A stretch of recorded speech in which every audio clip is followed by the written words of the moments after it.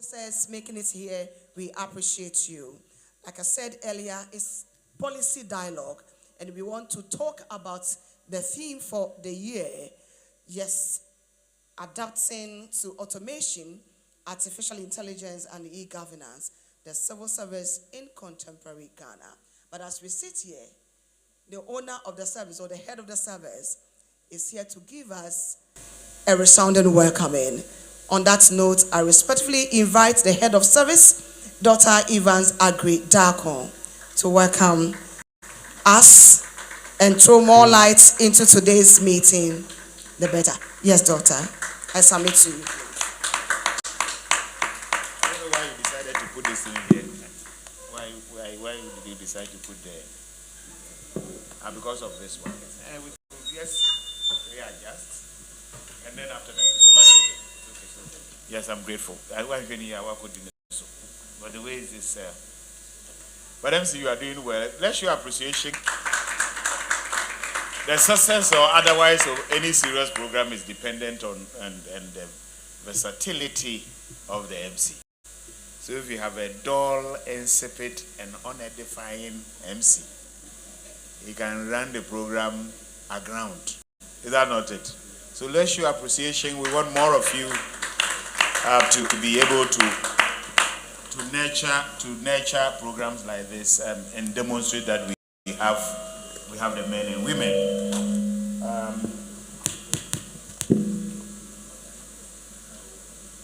We have the men and women. We, as you are aware, in the numbers, we have a lot of people who are online, joining virtually, and we also have the policy fair which is running, which has attracted a number of our people in there because they are also interfacing with the public at this point in time. Part of the activities is also to engage the public, to let them know what is it that we do. The civil service is in town, as it were, and what we are doing is to interface with our clients, our citizens, for them to appreciate what it is that we do, and most importantly, take feedback that will actually help us fine-tune our policies and programs so we can serve people better. I mean, a baker of a bread, right? The one who bakes knows how it tastes, right? He can attest. But it's the one who eats the bread who can really judge how tasteful or otherwise the bread is. You understand? So it's important that we interface with the public, at this point in time. But let me recognize the chairman and members of the Public Service Commission, which they have been very useful. Yesterday they engaged us and they are joining us. The head of the local government service, we invited him, he will be here. Let me recognize our distinguished professor who has agreed to come and share his perspective with us. And I can assure you that you have a lot of people who are listening online. So the symbolic group should not deter you at all. Because I know as a former academic, I know that the audience can inspire you or otherwise. Sometimes you go to a class and there are a few people, you are not motivated. But you are possessed when you see that they are there in their numbers. Then we are possessed. I mean, I know. You understand? Prof, is that the case or not? Yes, yes, I'm in the spirit. So don't worry at all. A number of our people are online listening to us. So let me recognize my chief directors, of course, the head of the chief director, office of the head of the civil service, the chief of chiefs, we are told, in whom I'm well pleased. She is managing me in the office, and I have another woman managing me at home. You understand? Don't ask me who else is managing me, but these are the people who are managing me. So you can imagine, if I'm looking nice, it's to their credit, Of course, let me recognize my own friend. We've been friends since 1993. Is that right? Yes, 1993. The chief director of the Ministry of Youth Development Empowerment. She has been a friend since 1993, and that's about 32 years. He was a very young girl at that time. I was very shy, but of course, she was a friend all the same. Carrying bags here and there, to no effect. But of course, we carried notwithstanding. And it's been so I'm happy that you've joined us. Let me recognize my directors, and let's recognize even people who are not civil servants but have joined too. And of course, irresistible close-up band. You know, this is one of the finest. If you have any major engagement, you need to engage them. The only invitation that they may not honor is when you want to divorce your wife. That one they will not honor that invitation. But any other invitation, major events, they will be there to support. And you can be sure that they will give you a very serious rendition, not cacophonous tunes, but things that can put the spirit, the soul, the body together in a manner that will energize the program. And we recognize all our staff, our media professionals, as always, distinguished ladies and gentlemen. Good morning. It is with great honor and a profound sense of responsibility that Prof. And of course, let me also recognize the other panelists. If the moderator is there, you need to have good panelists. Panelists who also appreciate the nuances of the subject matter and be able to delve into and let people appreciate. Of course, you need a good moderator to distill from these panelists the critical issues relating to the subject matter. So we're happy that you are with us to share your perspective, and we appreciate you. So let me say that I'm honored, and I do so with profound, do this work and with a profound sense of responsibility. And I also address you as we gather this morning for this important policy dialogue. I'm truly excited about this event, which was successfully introduced last year. We introduced this last year into the Civil Service Week celebrations as a vital platform for generating ideas to inform policy formulation and inspire collective action. My chief director tells me that ideas matter and that the world was created with words. She tried to explain to me in Ghana, but I've not been able to catch it very well. Say, we are more Akaboji. That's what he said. No, the world was created with words. I'm still, grappling with. Elliot is not providing the necessary tuition, but I work with us. So it's very important that we want to inspire collective action. I must say that the civil service is committed to sustaining and deepening these discussions, putting in a greater effort to harness data-driven insights that will guide innovative, inclusive, and effective public policies. I always say that public policy simply means what government decide to do or not to do, right? If government decide that I will do this, it's a policy. If the government decide that they will not decide, it's also a policy. Sometimes I say that the decision not to take any decision is also what? A decision, because you need to decide that you will not decide. It's a decision. So we say the actions and inactions of government constitute public policy. Not non-action, I said inaction, constitute policy. So it is a strategic response to the pressing need for dialogue in an era where the decisions we make today will shape how we govern, deliver services, and respond to rapid digital transformation. Indeed, and please take note of this. Indeed, today is the tomorrow that yesterday's policymakers told us we could ignore. Please take note. Today is the tomorrow that yesterday's policymakers told us we could ignore. Today is the tomorrow that yesterday's policymakers told us we could ignore. What it means is that if today is what it is, that means yesterday we did not take critical decisions. You are not it. So if we want to change tomorrow, which eventually will become today someday, will be that we need to take the critical decision today to affect. So policies, one of the critical ingredients of any policy is that it's also futuristic. We need to be futuristic and sustainable. So ladies and gentlemen, this year's theme, automation, artificial intelligence, and e-governance, the civil service in contemporary Ghana, calls us to reflect deeply on the future of the public and the civil service generally. The global shift towards digital governance is irreversible. And so if you are hoping that this will stop someday, it will not. And it is imperative that we as civil service staff do not merely respond to the changes, but we have to anticipate, and we need to guide, and we need to lead it. Automation, artificial intelligence, and e-governance are no longer future aspirations. They are current realities transforming the operations of public institutions and how citizens experience government. So if somebody goes to an institution for a service and he receives good service, to that individual, the state has delivered. And so citizens will assess the state, will assess the government based on the services that we deliver. So if we don't deliver, and you go to chapter 6 of our constitution, that is what is it that the state of Ghana must do for its people. We call it aspirational chapter in the constitution. So if you don't deliver, all you are saying is that the state should disappoint the people. That's all we are saying.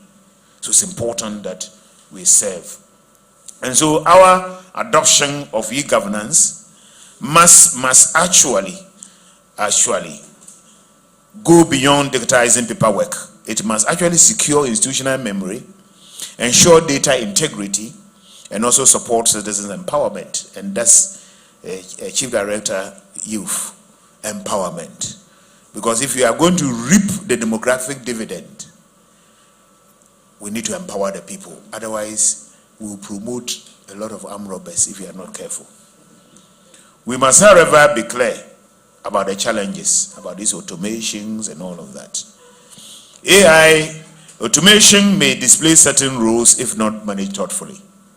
It may. Now, AI raises serious questions around ethics, data privacy, and bias. And yesterday, our speaker dealt with these matters. These are not reasons to hesitate, but rather to prepare. We need to design responsibly and we need to implement thoughtfully. I'm confident that this policy dialogue will provide the needed response to address these issues. Kindly note that no single piece of technology will solve all governance challenges. It's not going to happen. And as you know, since God said, let there be light, and there was light, no such instruction has been issued. That's why we need a public bureaucracy to address the problems of society. So even when we have good intentions, it has to go through a certain procedure. And you and I are critical in that mix. So it is the people who will determine the success or failure of any intervention or any innovation. The institutions that adapt swiftly and responsibly will deliver greater impact and earn greater public trust. If we don't deliver, if we do not work hard in order to validate the institution from within, others will not validate us. We'll lose our relevance. And so as we begin this dialogue, distinguished ladies and gentlemen, I encourage you to engage with boldness, be candid with your interventions and with clarity. Let us interrogate the frameworks. Let's challenge assumptions. Yes, assumptions exist. Let us even dream dreams. Why not?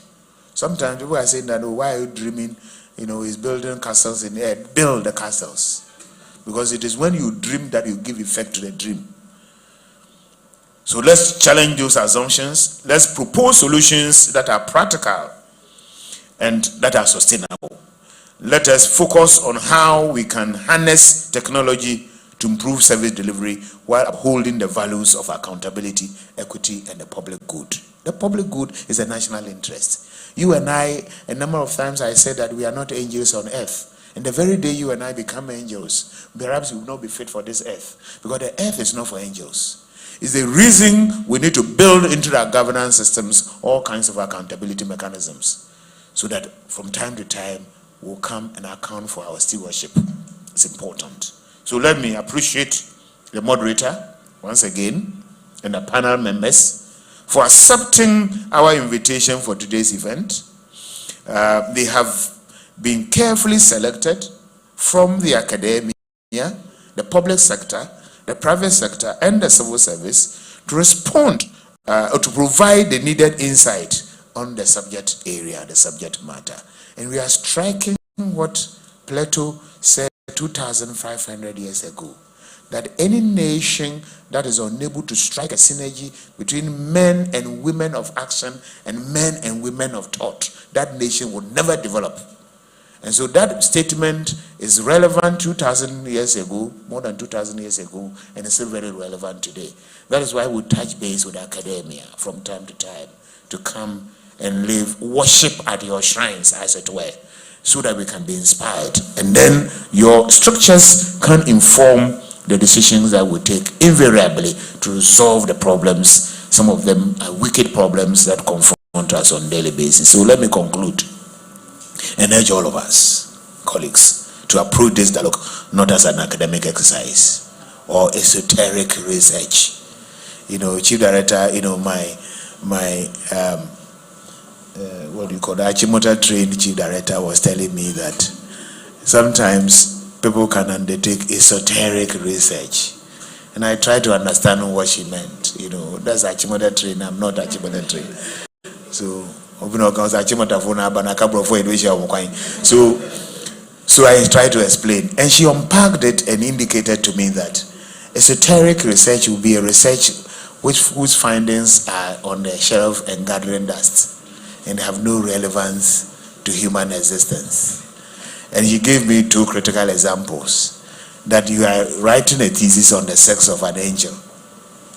So the angel Gabriel, whether angel Gabriel is male or female, how will that impact on the dynamics of the civil service? Or you are studying the color of the zebra, whether it's black with white strips or white with black strips. Which is which?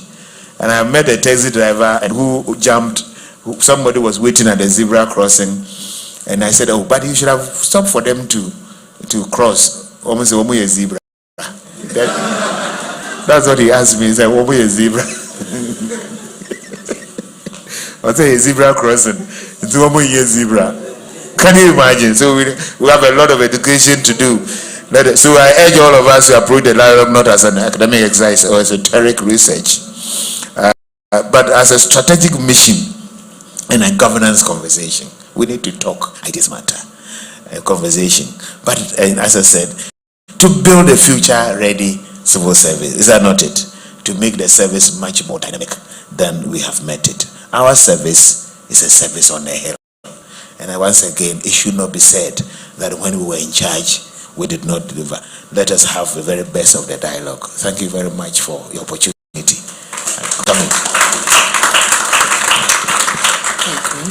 Thank you so much, Doctor. You can do better, I believe so.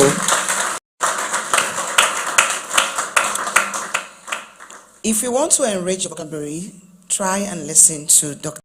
Evans Agridako. And if you want to know what is happening across the globe, try and listen to him. I'm trying to do this, that after the event, I will collate all his speeches and be breathing on it.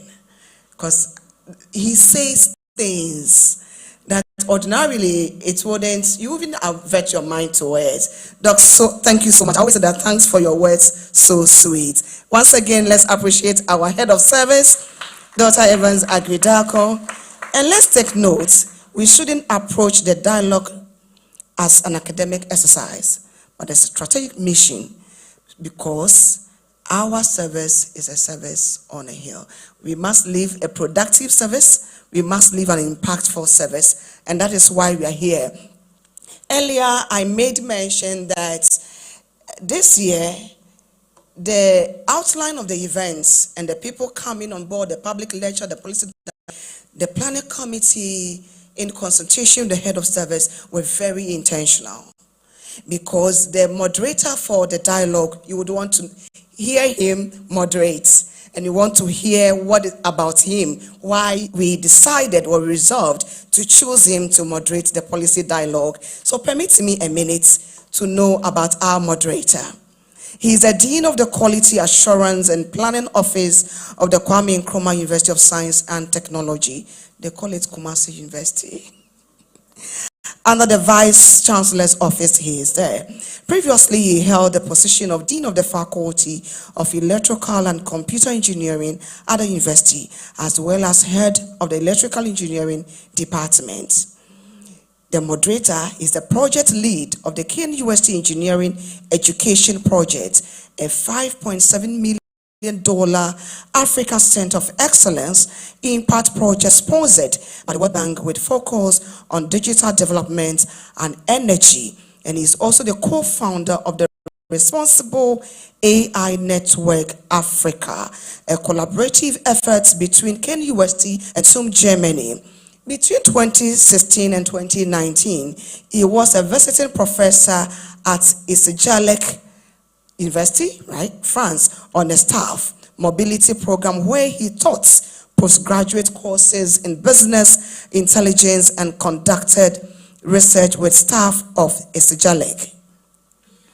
He is the principal investigator and scientific director of the Responsible Artificial Intelligence Lab, sponsored by IDRC FCDO, the French Embassy in Ghana, and GIZ. He was previously coordinator of the West Africa Sustainable Engineering Network for Development. He was recently appointed a member of the International Telecommunications Union Academic Advisory on Emerging Technologies. He has done extensive research in IoT, intelligent systems, and AI, and has over 80 published articles in reference journals and conference proceedings, and he is a member of the Ghana Institution of Engineers. Currently, he is leading the review and adoption of Ghana's national AI strategy. So I am not surprised he's here, and he is Professor Jerry John, not Rollins, Ponyo. Let's welcome our moderator for this year's policy dialogue, Professor Jerry John Ponyo. He has traveled far and near, and he is closer to us this morning. Prof, please, your seat over there. And I will hand the microphone to him so he can introduce his panel. Thank you, Prof, for making it here. Thank you. Thank you very much. Good morning. I bring you greetings from the Kwame Nkrumah University of Science and Technology, specifically from the Vice Chancellor. Before I call my brothers to join me, I would like a few remarks just to lay a foundation as far as our discussion this morning is concerned. So today's gathering offers us a critical opportunity not only to reflect on the progress we have made, but also to engage in meaningful dialogue with reference to the future of work in the civil service within the context of a rapidly evolving digital technological world. The theme for this year's celebration, Adapting to Automation, Artificial Intelligence, and E-Governance, is both timely and thought-provoking. It challenges us to rethink our institutions, our processes, and most importantly, our people at the heart of the public sector. Globally, artificial intelligence is projected to add over 16%, approximately $13 trillion to the world economy by 2030. In public administration, studies show that up to 30% of the tasks currently performed by civil servants can be automated. From data entry to document verification, and even aspects of decision-making in Ghana, this shift presents both an opportunity and a challenge. An opportunity to increase efficiency, transparency, and responsiveness, but also a challenge in managing transition for our workforce. As automation and AI continue to redefine industry, it is essential that Ghana's civil service stays ahead, harnessing these tools not only to improve service delivery, but to remain relevant, resilient, and citizen-centered. We must ask ourselves critical questions about what the emergence of AI for the world of work look like. This policy dialogue explores the sub-theme, the future of work in the civil service, focusing on how we can embrace emerging technologies without losing sight of inclusiveness.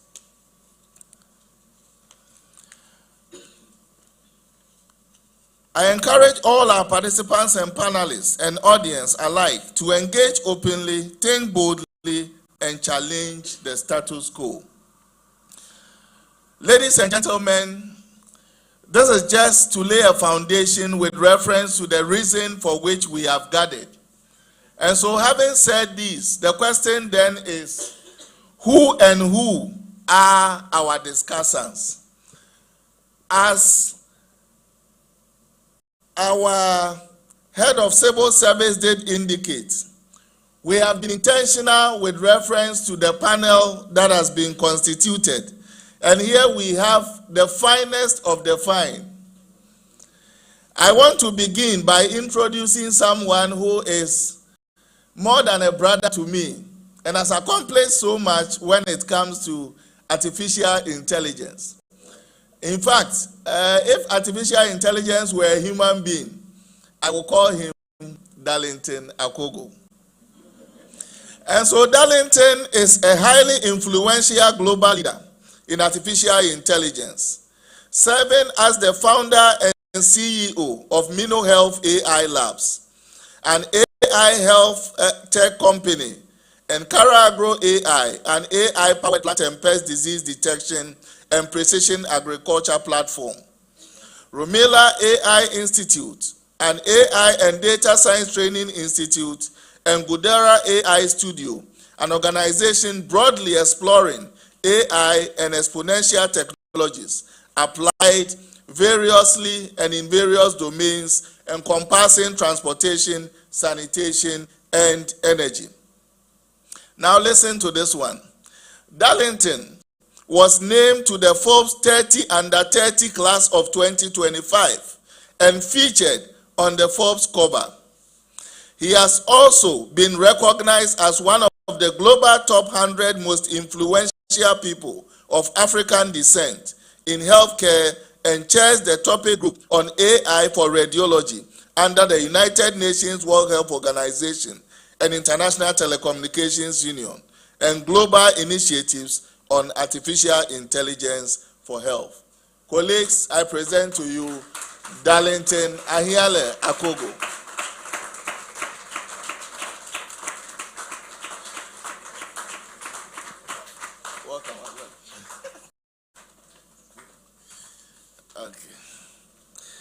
Now I move on to, so Darlington is representing the public, the private sector.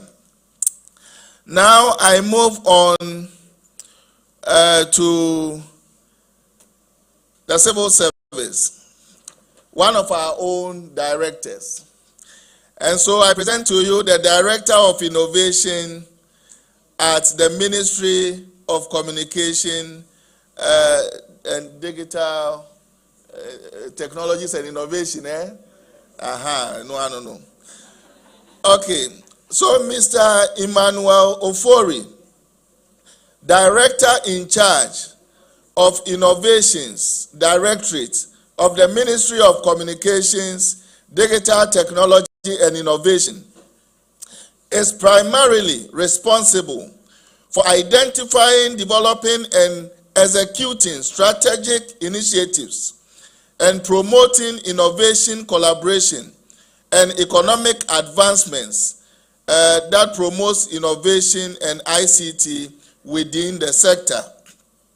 Additionally, he leads innovative interventions, ensuring policy alignment and fostering partnerships with various stakeholders, including government agencies, private sector entities, and international organizations. His responsibilities include facilitating the coordination and passage of the Ghana Innovation and Startup Bill to guide the ecosystem. He also collaborates with key stakeholders to establish and refine regulation that foster an innovation-friendly environment. Additionally, he initiates policies for incentives, creativity, digital transformation, and technological advancement.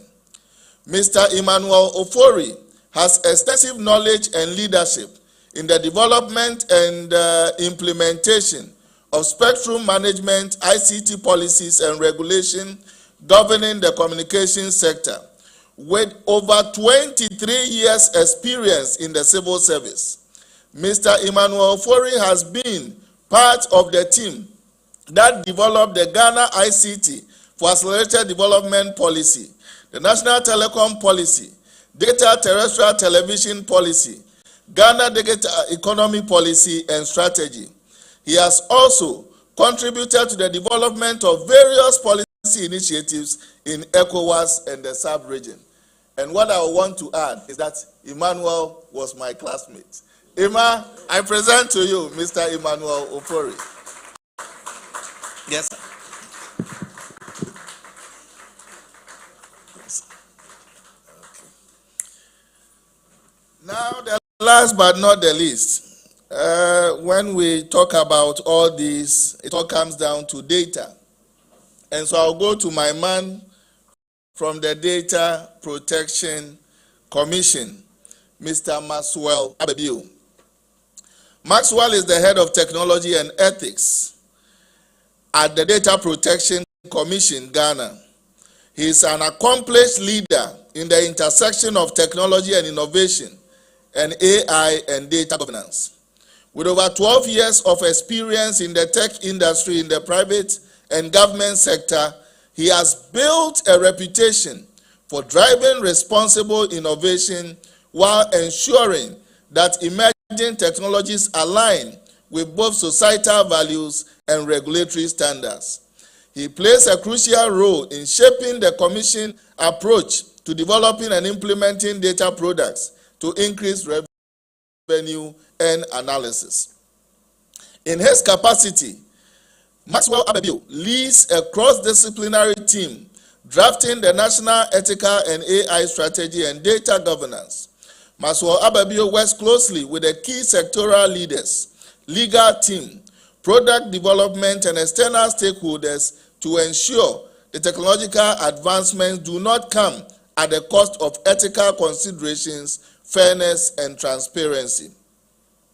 He represents Ghana in Africa Union Commission, strategizes technical committee in ICT as the first vice chairman and technical rep on AU data policy implementation framework, capacity assessment for Ghana lead and digital cooperation organization DCO, AI adoption playbook to guide their journey from AI readiness to accelerated AI adoption, which serves as a strategic companion for harnessing the transformative potential of AI technologies.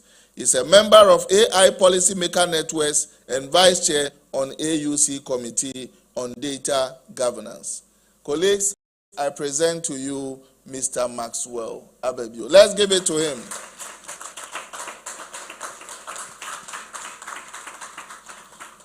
Yes. Okay. Colleagues, once again, you are most welcome. I hope you have mics. Is there a mic there? We need a mic. Okay.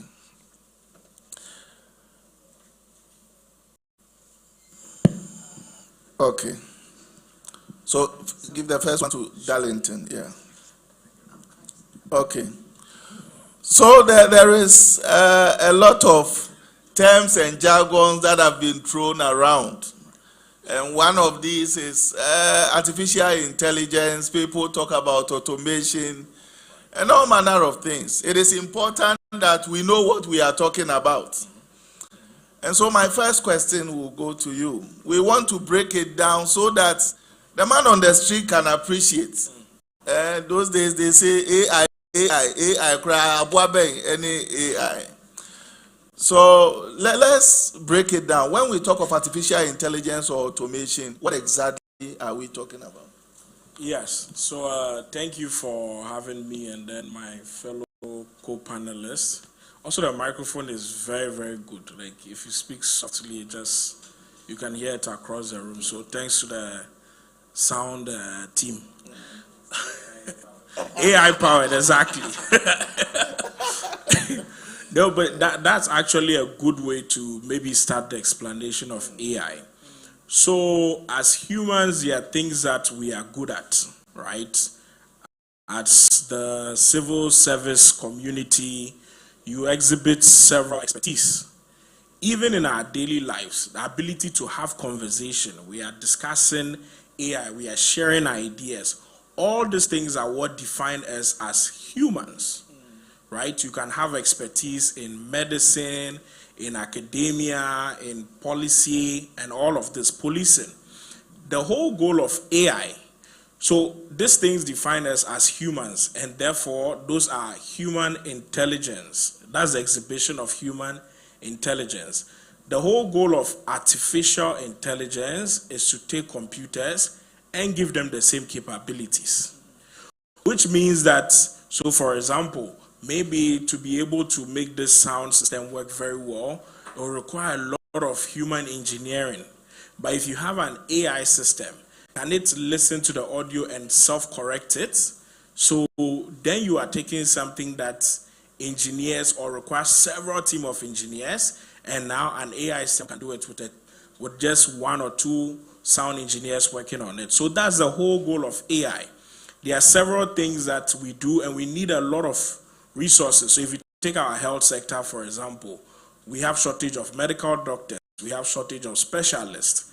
We can either wait to say, let's train more, which will take decades, and we have challenges in retaining them too as well. Or we can say the existing ones, let's have AI systems that can help to diagnose, to treat diseases, and they work with them. So these are what AI systems look like, and there are several examples of them. So for example, in my company, we built a system called Moremi AI. This is, how many people here, I don't like doing this because it's another company's product, but it's a good example and I acknowledge how popular it is. How many people here have used ChatGPT? Okay, it looks like 80-90%, almost everyone. So that's an example of an AI system. So I'm sure you use it for drafting documents, editing emails, and everything like that. So for us, what we do is that we have a similar AI system that can do all those things. It's called Moremi AI, but the specialty comes in its ability to help in healthcare. So we're using it in partnership with the public health facilities, private health facilities within the country and beyond to help diagnose diseases, treat diseases, so they can look at medical images and pick up cancer from it. So it helps to close that gap, but this is applicable across board, right? So as part of the national AI strategy, we are even looking at ideas along the lines that we should have, let's call it Ghana GPT, or Chat Ghana, or Ghana Chat. We are still brainstorming the name. But imagine an AI system that is trained with data from across our civil service society, across our public sector, which means this AI system understands your work and makes your work easier. So if you need, it makes your work easier, but it also makes the customers or the people at the end, if I need to renew my business registration license, the AI system can guide me through it. So these are all existing examples of AI and potential examples of AI. Will you want to say a bit about how it connects to automation? Yes, so automation and AI is related. The key difference is that with automation, if there is a task that repeats over and over again, you can basically program a system to make that task keep repeating. So I'll give an example. Let's say this microphone, I'm only allowed to speak 2 minutes. After 2 minutes, it shifts to Mr. Emmanuel. After another 2 minutes, shifts to Max, and then keeps doing that. For something like that, you don't really require something as complex as AI, because that's full-blown intelligence. So you can program a system that we hook the microphone to every 2 minutes, you write the rule that shifts here. 2 minutes shift there. When you hit there, then you return it. So you see this in factories. There's a lot of automation where repetitive tasks can be automated. But some tasks are too complex. You cannot, to automate something like being able to diagnose disease or helping somebody renew their passports. People come with different challenges. Maybe someone comes and say, oh, you know, when they gave birth to me, there was a mistake on my name. So my name is misspelled. How do we fix it? To automate something, you need something that has the intelligence to be able to answer all those distinct questions. That is where AI comes in. So AI and automation are related, but the difference is that if it is repetitive, monotonous, similar in recurrence, then it's automation. If it requires variation, there are slight changes here and there, then you need AI for that. Yeah. Thank you. Okay. I want to go to Max. So, Darlington talks about having to maybe train AI models, but through it all, it is important that we leverage on data to be able to do this. And I mean, in our interaction, I would just want you to touch on how important data is in all this conversation, and how responsible must one be in treating data. Thank you very much, Prof. And good morning to everyone and my panelists. Okay. So I think from what my colleague Darlington was saying, for AI to be functional, you actually need data. That is the life, or will I say the bloodline of AI system. So why do I say that? From what he's saying about this moral AI he was talking about and all that, for these systems to be able to give you feedbacks and give you the predictions and all that, they need to feed these systems with accurate information. So we call something called the data quality.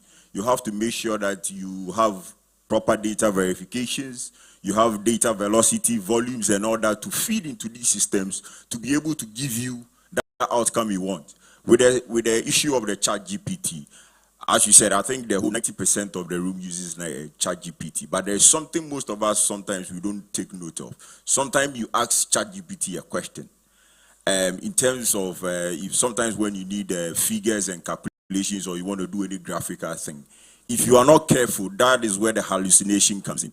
Because this information that ChatGPT has is not a Ghanaian context or content. What he said, that if we had a Ghana ChatGPT or civil service ChatGPT, it makes it easy that if I go and I want an information on the number of civil service male and females who are from this geographical area and all that. Now, if you go to ChatGPT, it might give it to you, but not exactly as you want, because that information in that system is not trained to understand what we have.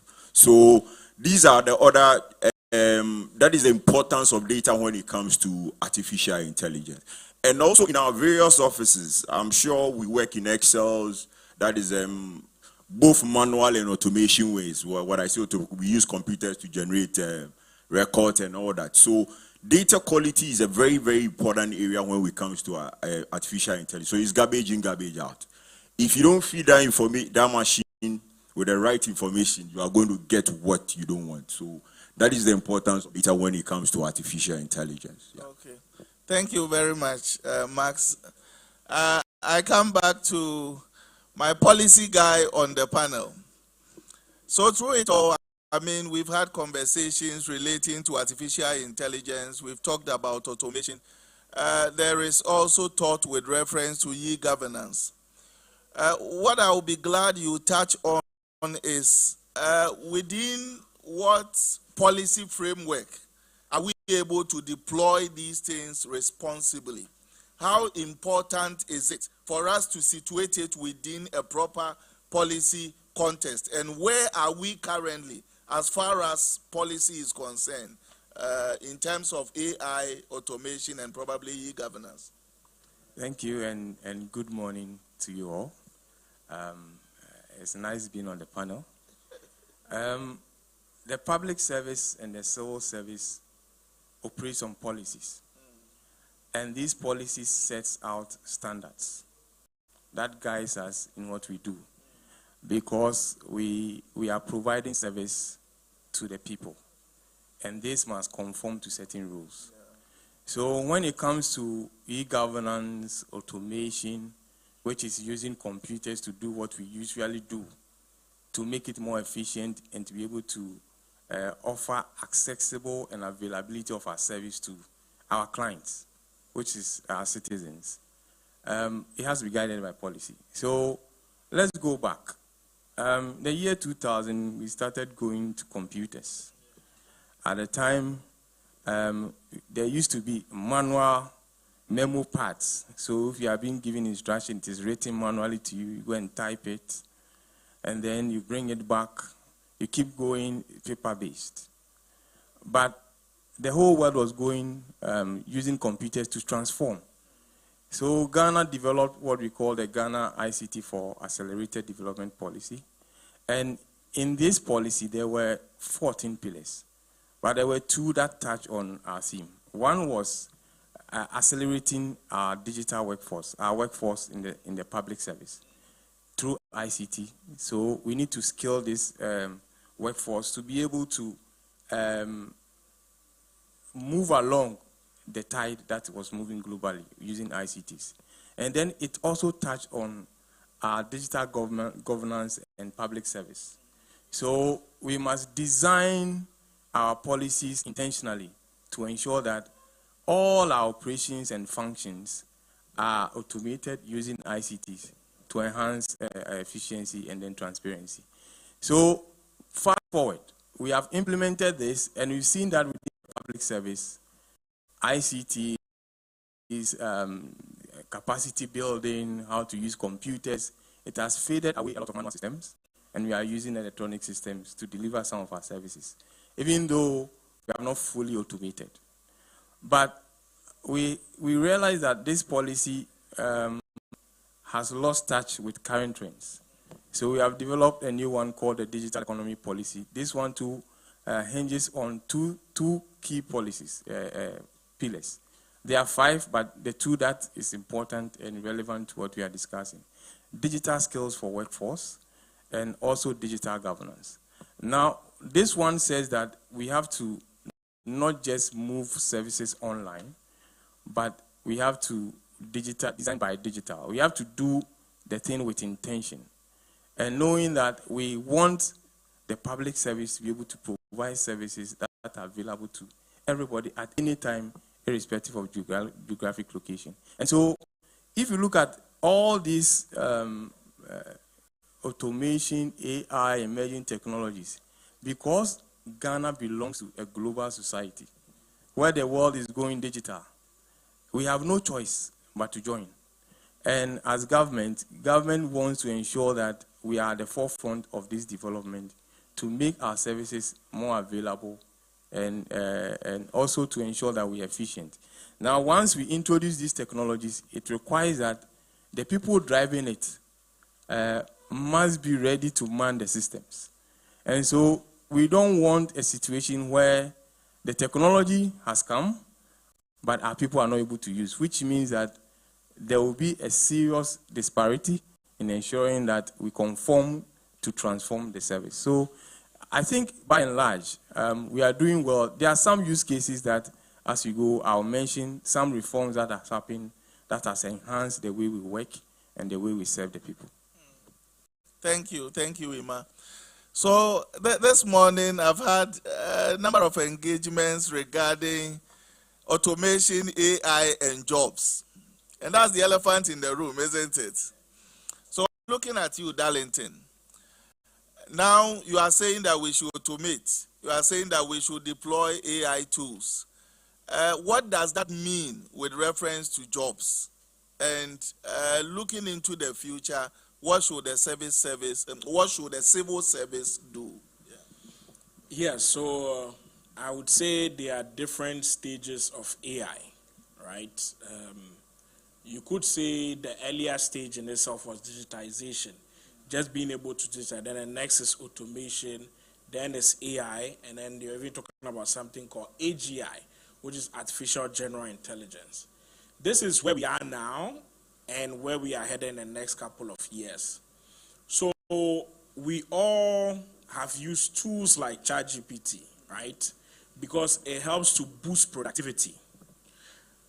I'm actually interested in the response to this question. How many people, so almost 90-something% of you, how many have used them for their work-related stuff? Can you put your hand up, please? If you've used ChatGPT with some work-related information, data, or anything. Okay, so it's a smaller number. Hopefully, those are some of the things that we are hoping that in the national AI strategy it can also address. But the whole goal here is that as much as it helps you in your personal life to make life easier for you, it could do so professionally. So there are certain tasks that you have to do over and over and over again. You can cut it down, right? Sometimes you have to draft a document, you have to write a report, you have to write an email, even something as simple as transcription, right? So in the previous times, I'm hoping there's no one doing this and then they wouldn't like my comments now. But you would have to have a repertoire that will try to write every single thing that is being said in this meeting, and several days long. So even if they get distracted small and they want to drink water, they might miss some key information, right? If they want to use the washroom water, they miss some key comment or something. You can have an AI system listen to the entire conversation, the entire several days worth of discussion, talks, everything, capture every single word, transcribe it, then even generate reports for you. It can generate summaries so you don't have to read the entire thing. Then you could even ask it questions to expand on certain key details. So all this we actually spoke to one of the largest private companies here in Ghana. It's a huge group of companies, and they told me how much it costs them just to do manual transcription and then translate it into other language, because they have branches across. They are spending hundreds of thousands of dollars.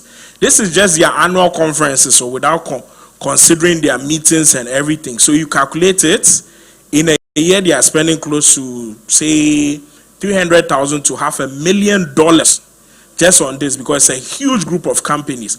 All that cost could be reduced to just hundreds of dollars, or even less than $100. So at every point, what does it mean for you? What does it mean for all of us work-wise? The key thing here is boosting productivity. What takes you 3 days can now take you less than a day. What takes you several hours can take you minutes. There are certain things that you have to do that is important to your work, but it's repetitive. You can have the AI system do it. And then you get to manage all the different AI tools. We'll get into the discussions of how to do this responsibly, ethically, but the goal here is that we should get to a point where every single person here has a set of AI tools that they are using to make their work easier, faster, cheaper for yourself, cheaper for the company. And another key thing here is that so there's an angle where you can look at it that the agency you work with, the organization you work with, you are increasing productivity. The estimate is up to 40%. But on an individual level, if promotions are based on how effective you are, your colleague using AI will generate much more results than you would. So they would get promoted over you. Because at the end of the day, no one cares about whether you use AI. We care about results. So you can say, well, I didn't use AI. I did all the work by myself. They say, yeah, but the reports that you've been working on for 2 weeks, they finished it 1 week ago. So to make yourself competitive in the labor force, to make yourself competitive in the agencies you work with, you have to leverage AI. But it needs to be done responsibly, because you are sitting at the helm of our public services. And there are certain crucial data that you handle that represent our country, and we don't want to hand this over to foreign actors, which we can get into later. Let me ask you this directly. Are people going to be rendered redundant as a result of AI and automation?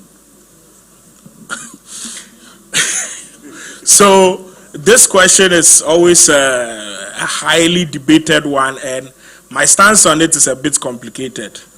I don't want to spread fear mongering or anything like that, but I also don't want to say something I don't believe in. So I'll say two things. I think in the next couple of years, the competition is not between AI and humans. It's humans using AI versus humans not using AI. However, in the long term, seeing that almost every task, just a couple of days ago, so they have what they call the International Math Olympiad, right? This is where the best of minds in math go through. If you win a gold medalist in the IMO, every top university in the world wants you. an AI system for the first time just won a gold medal. This happened just a few days ago. And everyone, when they had asked previously, just days ago, what is the chance of an AI system ever doing it? Only 20% of people said it's possible. Most people said to take maybe another 10 years, because this is unseen before math. It's not math you can just learn looking at the internet. So AI, and the AI system did it without using access to calculator, nothing. It just thought through the problem and kept solving it, and solved it. So, to be honest with you, yes, in the long term, almost every task an AI system can do. But I would say it's not necessarily a bad thing if we do it the right way. Now, let's use it to boost productivity. If we get to a part where the AI systems that we are using to automate certain tasks is owned by us Ghanaians, then we benefit from it. The real problem lies in if the AI system automating the tasks are owned by Chinese companies, American companies, European companies, which means all our GDP essentially sits outside of the country. That is what we have to avoid, right? So in the next couple of years is for productivity boost. In the long term, when it happens that way, at least let's own this AI system as Ghanaians. Let's own the AI systems that we're using to automate.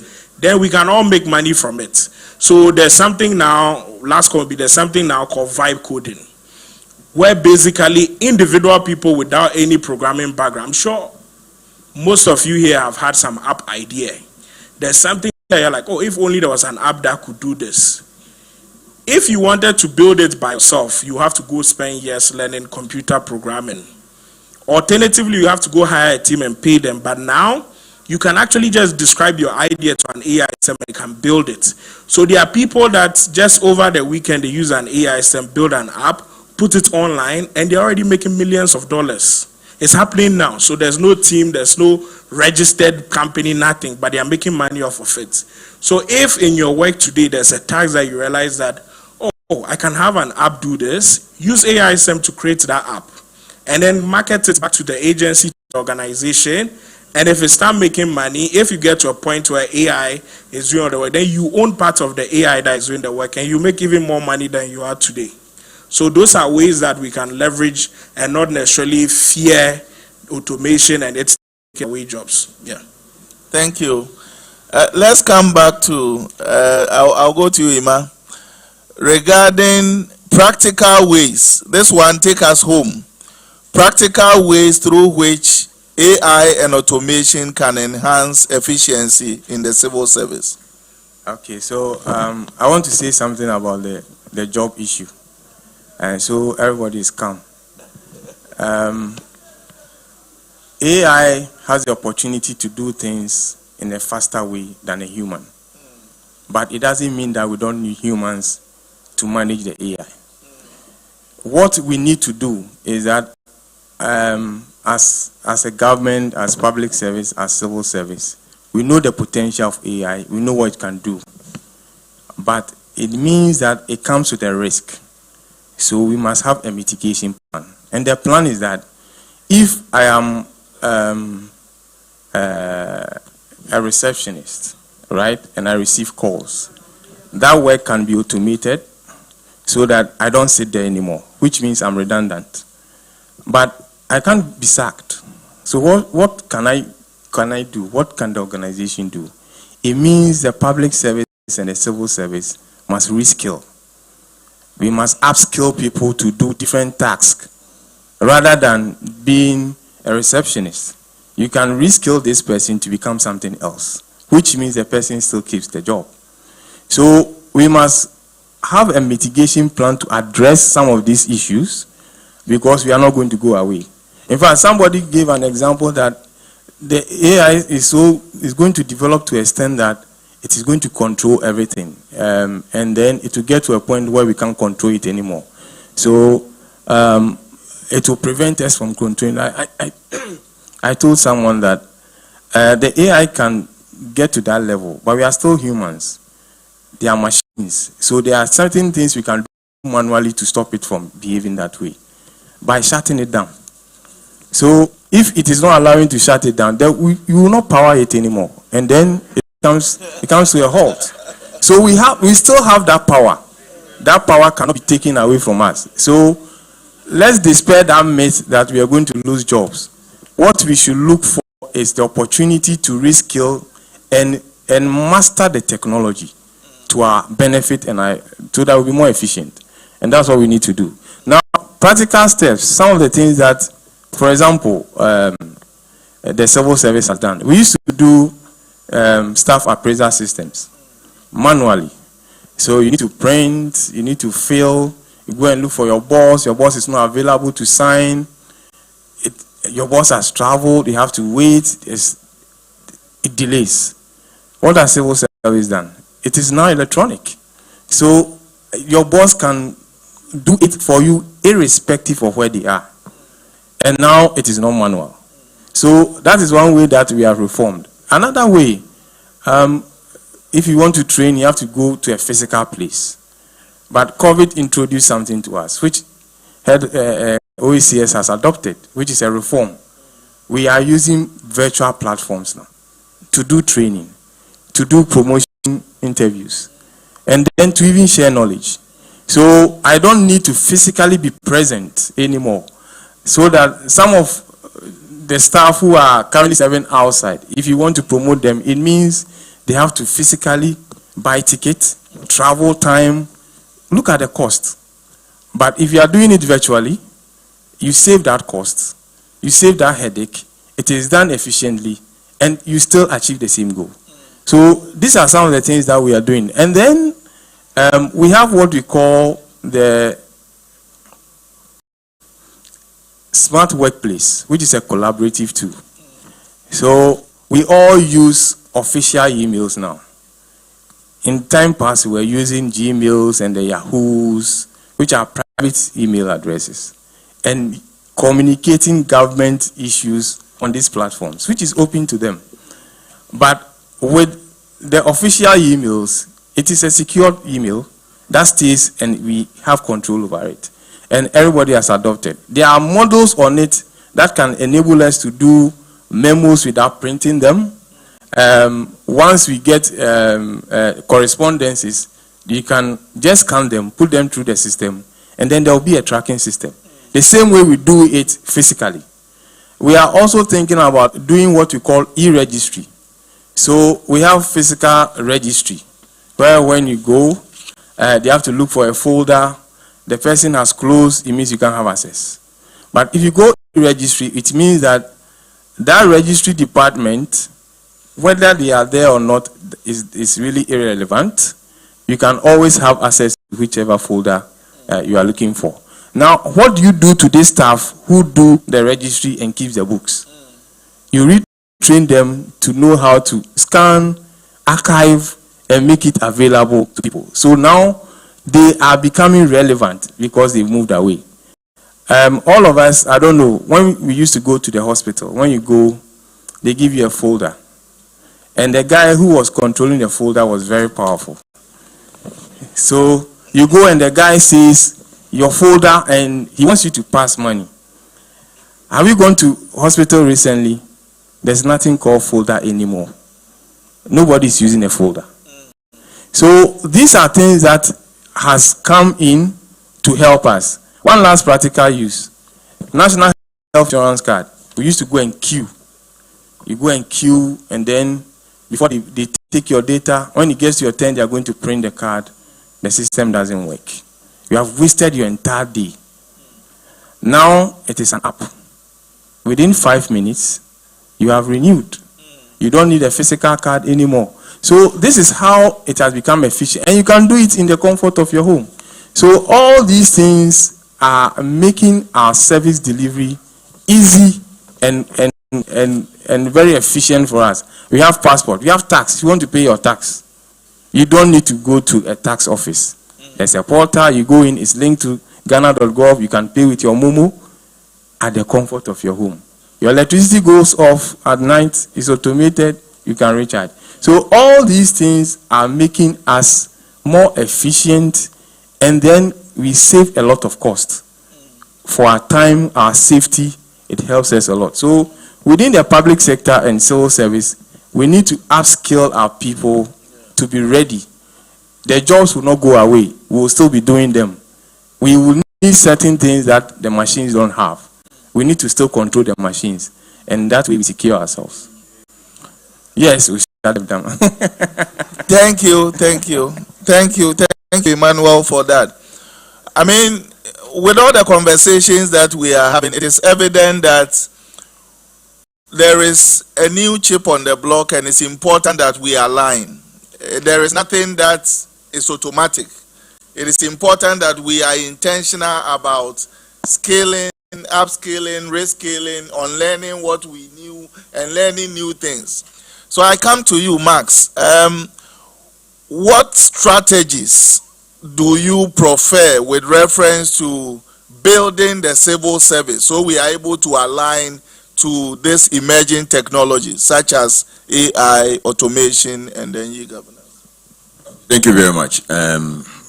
I think Mr. Furi said a bit of it, and I also want to add it. So one is the introduction of basic digital literacy as part of the, well, I say a curriculum in the civil service training school, which is another very important element we have to look at for civil service or people to understand the use of digital skilling tools. As he said, the smart workplace is a very important tool. In fact, the government purchased that. It does a lot of things. It can schedule your meetings. You can write your memo or automate how you write your memos, automation of email replies and all that. Is a very, very powerful tool that we all have in the ecosystem. So those digital literacy tools should be introduced. Those courses should be introduced in the civil service training school to help boost that confidence for people to appreciate the automation and the upcoming of the AI. Another one I would say is using doing a bit of a PPP with institutions like the Rail, for instance, in the KNUST, which are championing in AI and all that, can partner the civil service in also training and upscaling of staff and people to appreciate this automation. And I think we'll look at also what we use. We call them just-in-time tools. That is the WhatsApp we have, and all these YouTubes also have a lot of education when it comes to appreciating the use of AI and also this automation. So I think these are the strategies, and I think we can also adopt an online learning system or the civil service online learning system, which at the comfort of your home, you don't actually need to be in any lecture room or anything. Once you are a staff or anything, it can be a good avenue for members or staff of the civil service to log in at the comfort of their home using their mobile devices, tablets, laptops and everything to take in courses, which Mr. Ofori mentioned about this appraisal. So this can be introduced to people who are able to complete these short AI automation courses, probably also have that level as part of the promotion or the scheme of service or something. That could be also be another approach, get people to appreciate the use of these digital school tools. Yeah.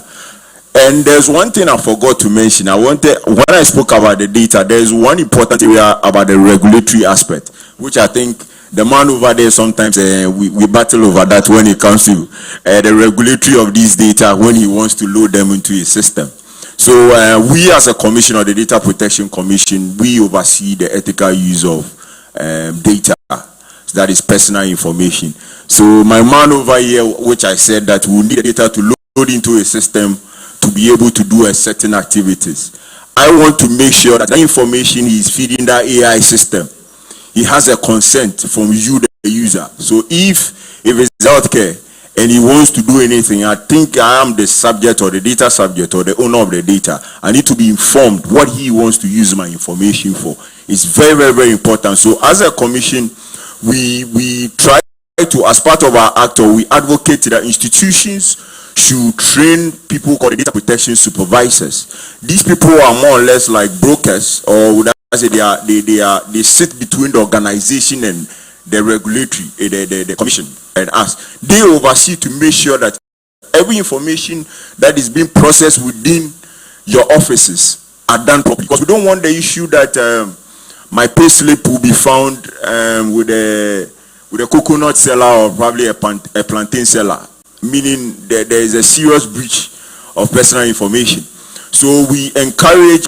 as part of our awareness, we try to make sure that lawful process of personal information is very, very critical at this level. In this case, because those doing the automations and all that need this information, so giving accurate information, which I said is the data quality, it makes and reduces the risk of hallucination and also misinformation and all that. So is another critical area. As a civil service, as we said, that we have to make sure we as a commission, we are trying our best, we are doing the awareness and advocacy that every institution needs to have a data protection supervisor. That person will make sure that they oversee the lawful process of personal information in the institution before it moves out. Yeah. Thank you, Max. I want to come back to you before I go to Emmanuel Darlington. What could go wrong with AI?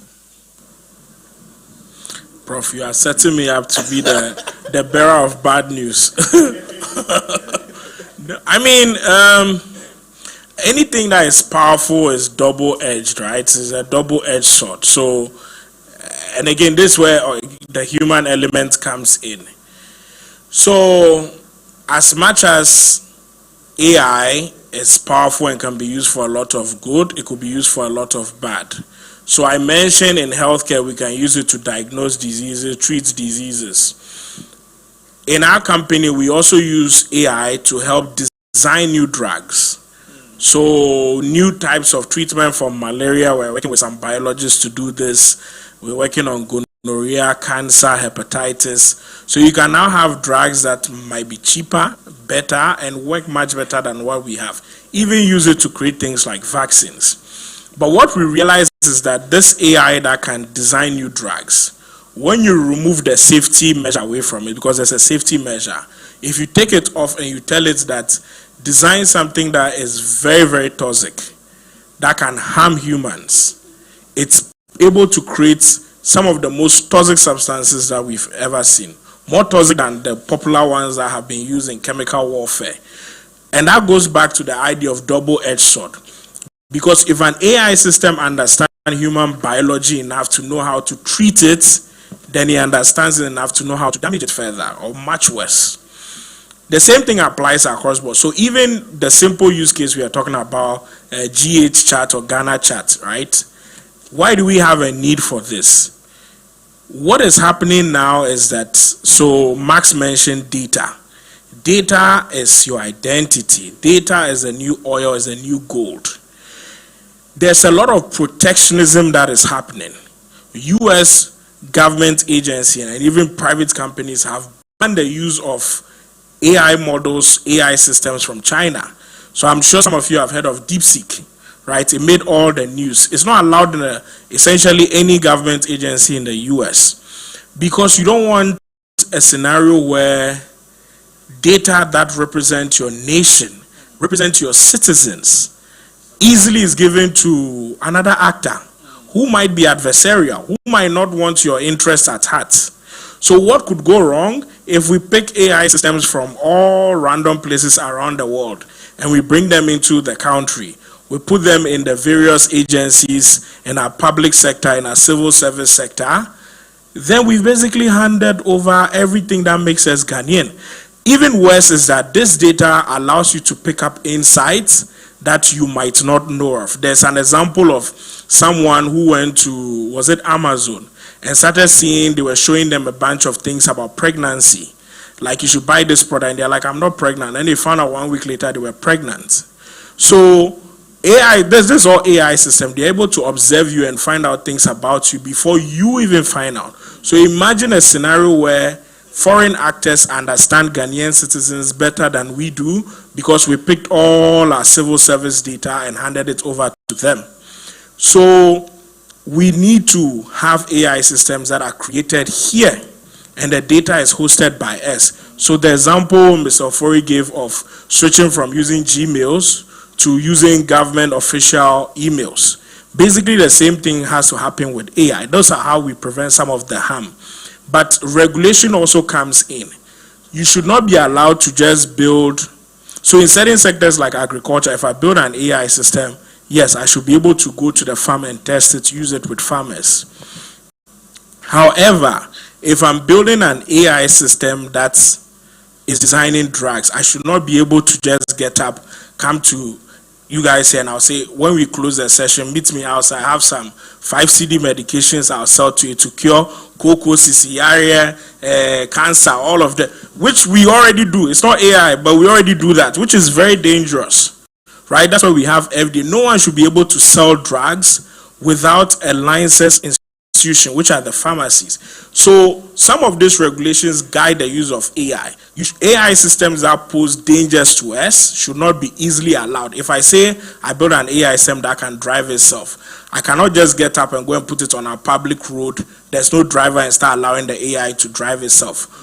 Those are some of the dangers, and the regulations, civil service, the public sector can curb it with the implementation of some of the policies and regulations that we are discussing. But overall, the positives far outweigh the negatives. But we don't have to pretend like there are no negatives. We just have to have the right frameworks that curb the negative to ensure we all benefit from the positive, which is have a country, by our estimation, we could add 200 billion Ghana cedi to Ghana's GDP by 2030 if we leverage AI.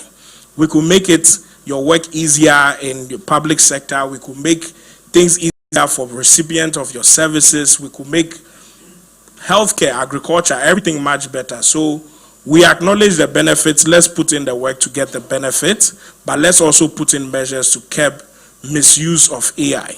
Yeah. Okay, I'll come back to that when we are about concluding. But let me go to Emmanuel. With reference to partnerships, I mean the public sector and then the private sector, how can we forge partnership for greater productivity as far as deployment of these emerging tools are concerned? Thank you. I want to just say something about what Darlington said. That will come to our attention as civil service and public service.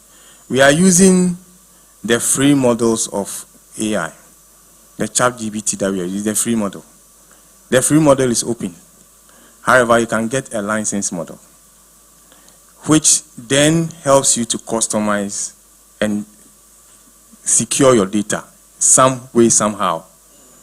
If you have a license and you pay for it, then you can control it. You can actually train it to now serve you. That is something that I think as civil service we need to do. We need a lot of awareness. The tool has come. There's nothing we can do. We have to use it. But we are not aware of the dangers of what we are doing, which means there has to be a lot of education.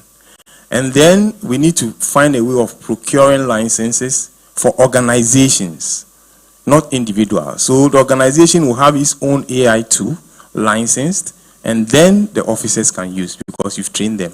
Then the data stays within. So that are some of the mitigation ways we can plan around these tools to benefit us. Now, because we are not the people who brought AI, and it is not our daily thing that we do, we need people who have expertise and have capacities to help us.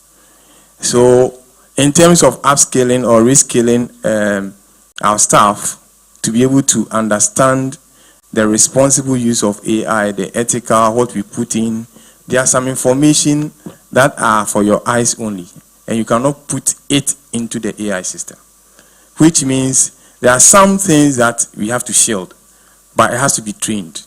And as we are trained, we can be able to distinguish between which data is sensitive and which is not. And to be able to address it, there has to be a policy around it to guide us before we even bring partnership. So one of the things that we are doing is to develop what we call a data harmonization policy to classify data within government. So every institution will have that policy that guides us to see that this set of data is very sensitive and it cannot go here. This one is open, we can share, and all that has to be governed. Now the partnership we need to do is to bring people who have expertise to help us transform or transition from where we are into the emerging technology, because we have to be ready and futuristic. And once we partner, there's a lot of tech giants, there's a lot of people who want to bring in this knowledge and expertise. And one of the ways we can do is to partner with the civil service introduce some of these contents within the scheme of service for staff, and then train them over the period. In that way, the future of the service will be people ready, industry aligned, they understand the technology, and then they can use it responsibly and ethically. And then we can service or serve our people more better. Thank you very much. We go to the last stretch, which borders on regulation and all that. But I'm looking at you, Max.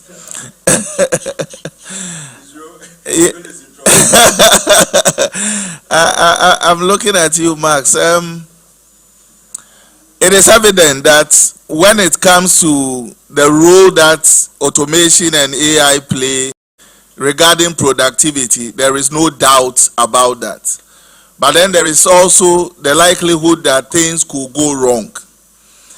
From where you sit as the data protection man and speaking to civil servants, what guidance can you give with reference to integration of emerging tools in our scheme of work in a responsible manner so that we are productive but we are very responsible in the way we do things, especially with reference to data and how we manage that? Thank you once again. So, in fact, it's a very critical area we have to look at. And I like when Mr. Ofori said the data harmonization policy we are looking to bring. In fact, that will actually cure about 70% to 80% of the problem, whilst because it solved that before the policy comes in place, which I made mention. I work in one ministry, and probably there is, let's use an example with this Loan Sharks app and all these things. I think there were at times when people take loans and they will be there and probably they will find their information in another WhatsApp group saying the person has defaulted and all these things. So these things are all called terms and conditions of consent when you were actually onboarding onto these applications. So we couldn't read. Some of them, they call them dark patterns. They will make it in such a way that you, the user, will not be able to read the terms and conditions very well. But because you need the cash, you just say yes, yes, yes, yes, yes, you go. And once there's a default and there is an information, now it becomes a problem. That is when they have to run to us. So my little education is one. The Data Protection Commission is there to protect every citizenry in this country, especially when it comes to personal data information. So, which I said, training of DPSs in various institutions will help safeguard and minimize these hazards or throwing much information on the web.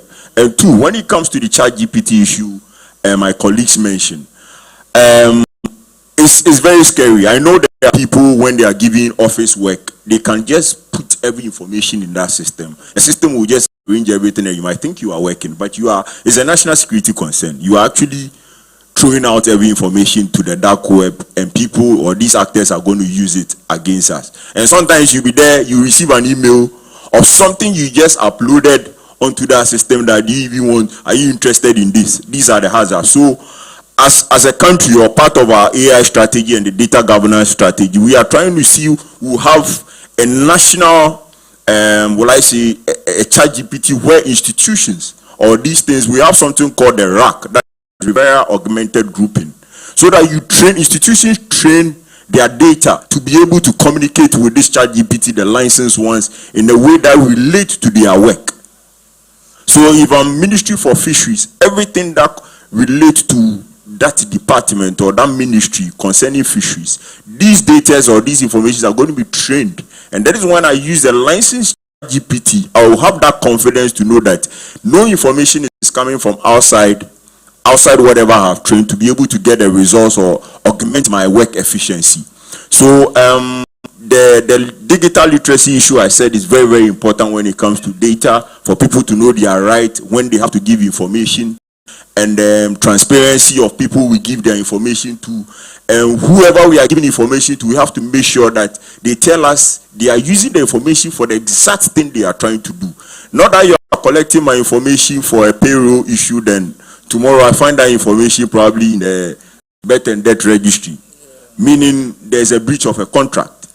So probably a third party might come and pick the information from one, just find some small, okay, they will be sending text messages and all this. These are all breach of personal contract we sign with organizations. So we are in the space to create the awareness and encourage institutions that these data protection trainings, the DPS, appointing them, and also we have other literacy programs like the awareness and the bespoke. Some are free, some are paid for.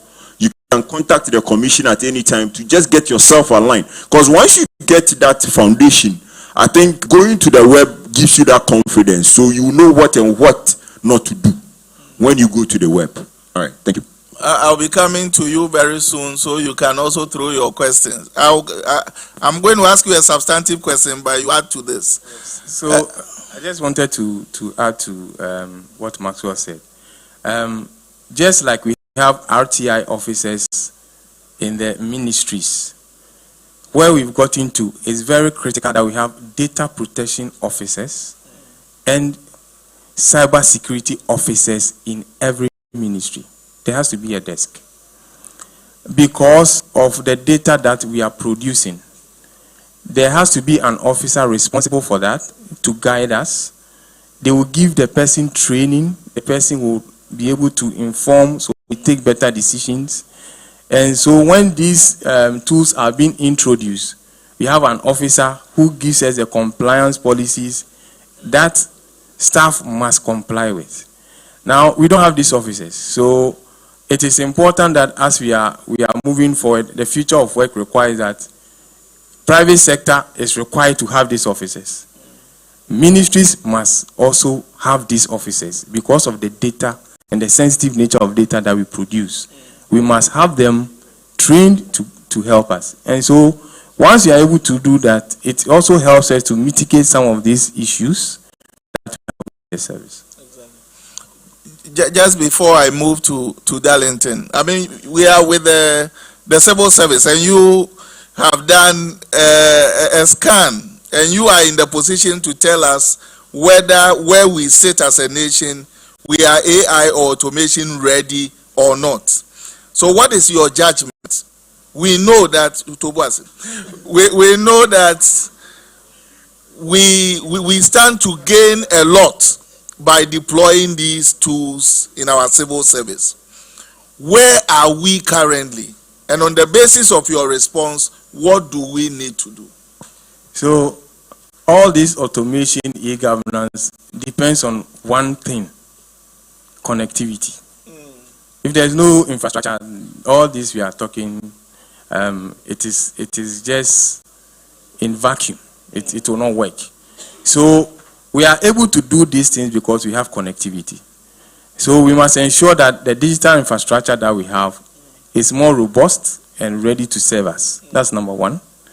We must have places where we store the data, which is data center.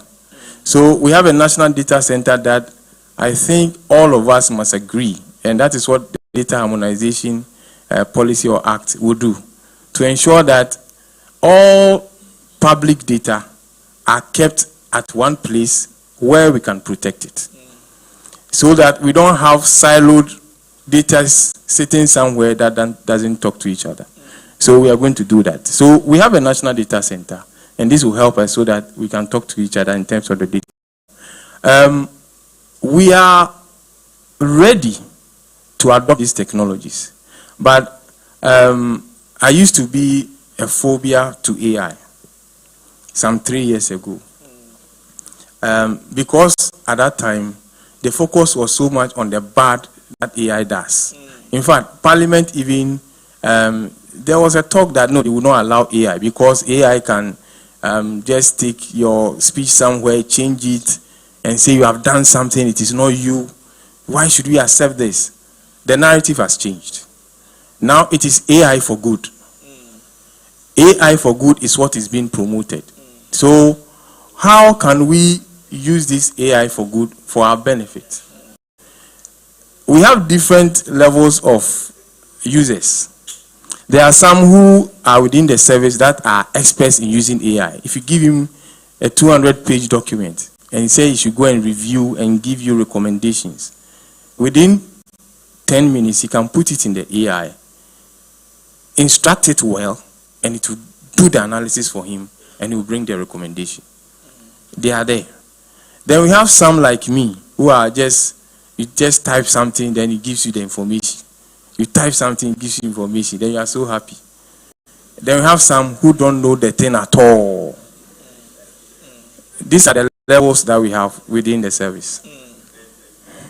So we need to find a way of developing content to address all this spectrum of users within a matter of time.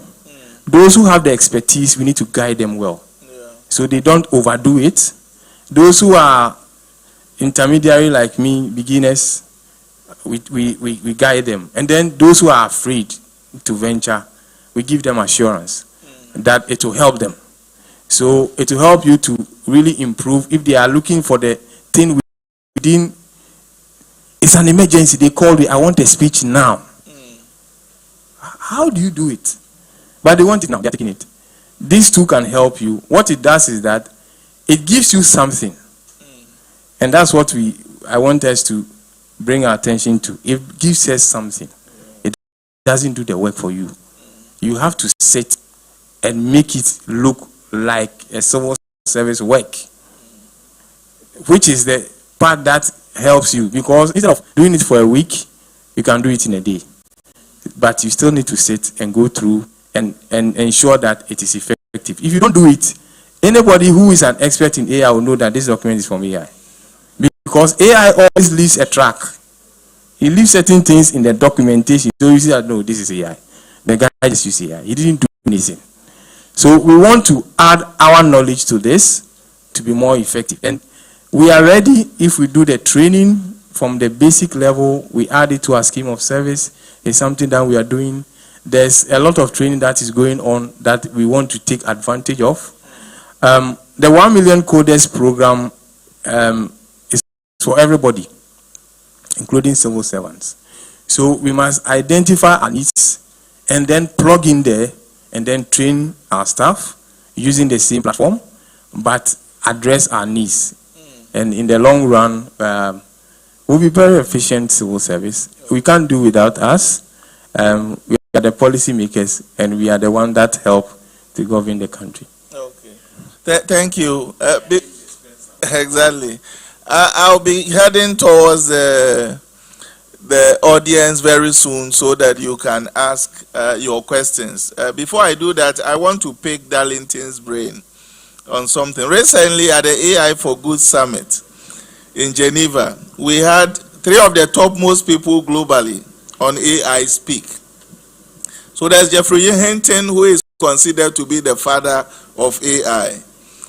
And he has a certain angle with reference to super agents and the likelihood that they will overtake humanity. Then there is Joshua Bengio, who also toes a certain line. And then there is Jan LeCun, who feels that, where do you sit in all this? I mean, you are our Geoffrey Hinton when it comes to AI in Ghana. Each question puts me in a much worse position than the previous one. No, I mean, I think, okay, so let me zoom outside of myself a bit and see that the 3 people are exceptional, brilliant minds, they're geniuses. And they've all had massive impact in AI. The mere fact that the 3 of them do not agree highlights that no one knows for sure what is going to happen. So I have my view, but it does not mean that is what is going to happen, because I can't see into the future. And all of it is valid. So whatever my view is, it doesn't necessarily mean that you cannot have your own view. You've seen the AI, you've tried ChatGPT, you might have noticed, like you said 3 years ago, right? The AI is from 3 years ago also were vastly different than what we have now. So you have to make your own conclusion and opinion on it.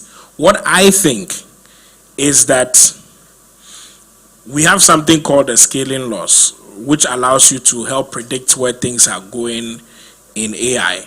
By that prediction, we'll create something called artificial general intelligence in latest 2000 and 2028. So we are talking about what, 3 years from now. Artificial general intelligence is essentially an AI system that can do any cognitive task a human can do.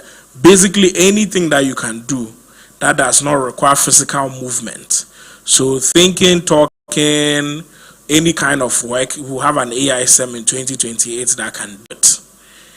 And then from that point, in a few years, we'll have what is called digital superintelligence, which everyone is now focused on, and there are people actively working on it.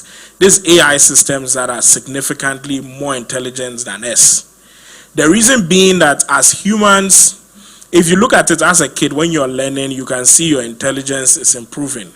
But as an adult, you reach some point, you also can tell that you're not going any higher than you've reached your maximum, right? You can learn new information, but it's not like over 1 week you can go suddenly be 5 times smarter. But for AI system, we are seeing something different.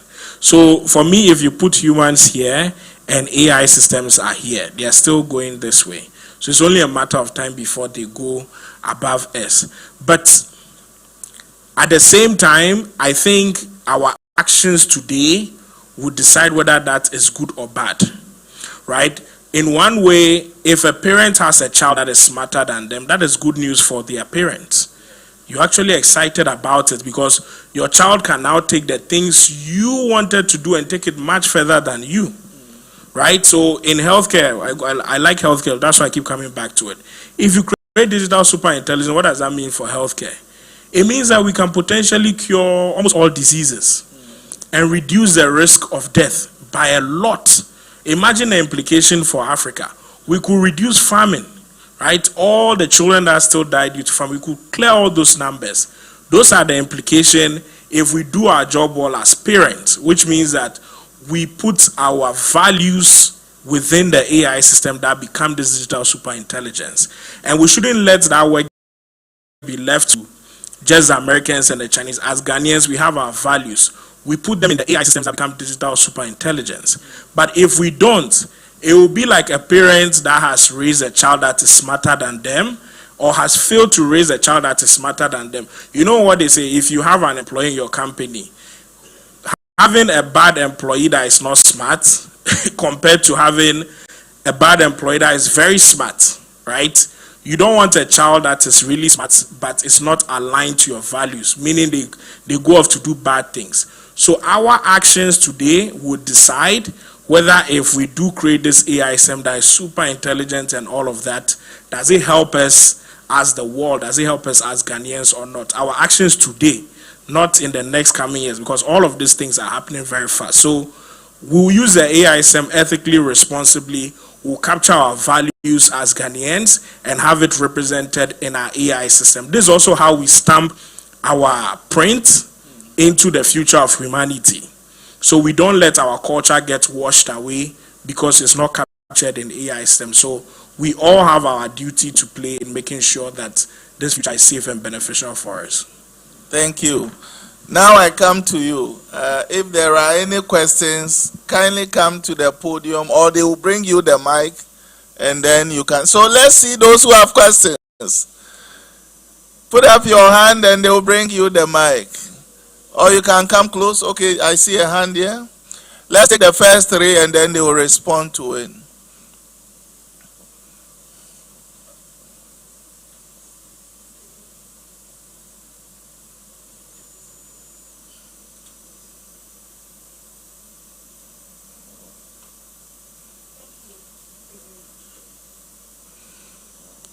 You can direct the question to a particular panelist.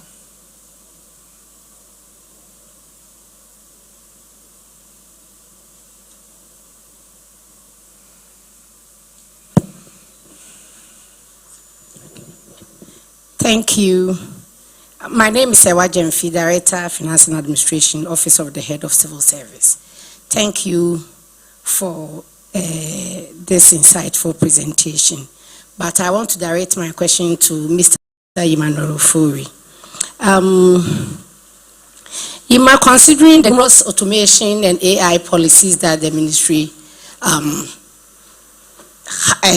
has come out with, Are you involving the IT, IM officers so that, as you said, we need data protection supervisors, they can take that place and then it will help the service rather than introducing new set of people, or some people can also master or specialize in that area so that it won't be like creating a new directorate completely or something else. Can you throw more light so far as this area is concerned? Thank you. We take two more and then the panelists will respond.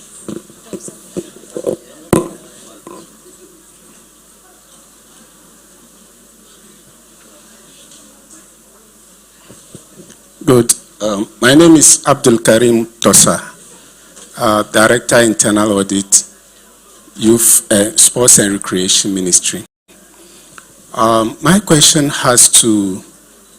it's a comment and a question, actually. A comment in the sense that although we are at a point where AI is paramount, are we really ready for that discussion in the civil service? Its necessity is undoubtedly relevant, but are we ready? I'm asking this question on the basis of the fact that some years back, we started with a smart workplace with NITA sponsorship from the World Bank, and we attended workshops. We did a lot, but where is the smart workplace? Where is the smart workplace? For me, what I was looking at when we started that, raising memo, getting approvals, payment system, all being automated so that the undue delays and hindrances that people deliberately and carry out in the systems can be avoided, so that if something is on somebody's desk, we can time it and know the days, the hours, the seconds that assignment has spent. That was an excellent idea. But till now, I don't see, it appears to be an illusion. That excellent idea. A lot of money has gone into it. We are now talking about smart workplace with NITA and an agency. That has not gone anywhere. We have, how do you call it, excellent official email address, which is a step in the right direction. But we are far, far, far away from talking about automation, not to talk of AI. So please, although we are in the generation of AI, as civil servants, are we ready for AI or we are ready for paper eye? So please, that is my question. Thank you so much. Okay, let's pick a last one and then the panelists can respond.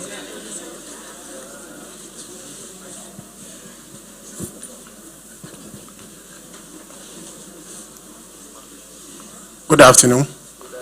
Thank you, panelists. I'm following up on your submissions and the delivery and the suggestions you are making. But I didn't want to talk, but my colleague just here made some comments, which is very key. That has been one of our challenges, and I believe the civil sector have come far when it comes to implementation of digital or e-solutions.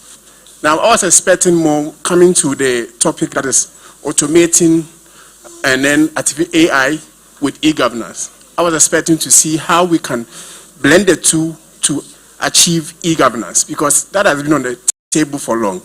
But coming to his question as to where the civil service is, it's a brilliant question, because over the years we have not done in-depth assessment to see how we are utilizing those platforms that government have put into our hands. So I believe over here, there are a lot of IT guys here, or if I'm speaking, that myself, I'm also included. And I believe capacity is one of the things most of them were talking about.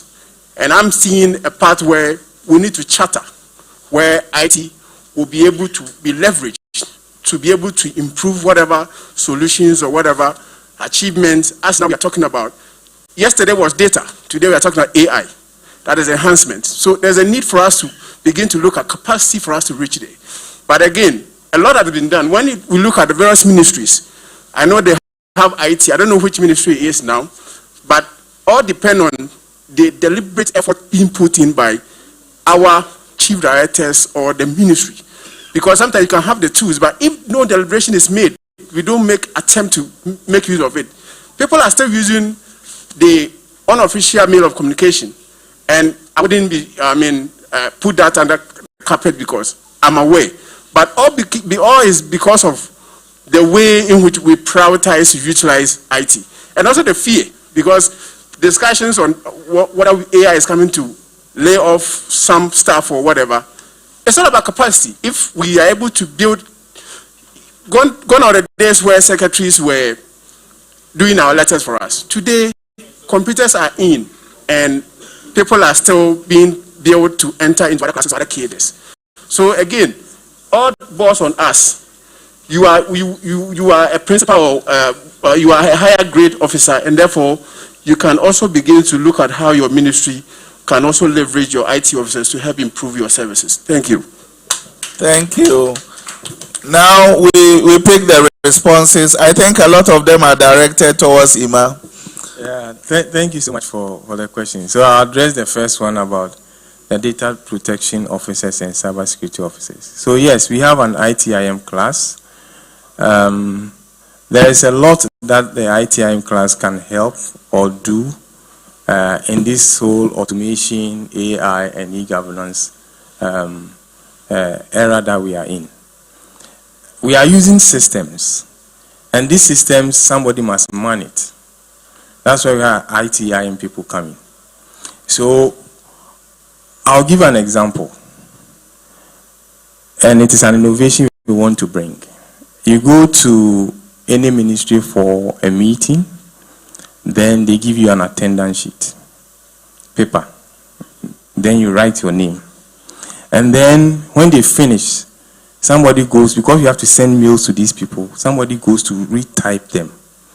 Because we have different handwritings, he gets some of them wrong. Or the paper gets missing. But can we automate this? Yes. What can we use to automate this? Smart workplace. What do? You create a QR code with a form in Smart Workplace. So that when you get to the meeting, you just scan. So these are innovations that ITIM people in the service must bring about. There's a lot of opportunity for them that they have to do, think outside the box, and influence the decisions and what we do, so that every directorate will benefit from them, because that's what we are doing. They are the ones that are helping us. So we are not going to take the work away from them. The data protection officers, as I said, we need these officers in place. Because it's a need, every ministry must have one. If we have to reskill or upskill an ITIM officer to do that, that is fine. The issue is about the person's interest.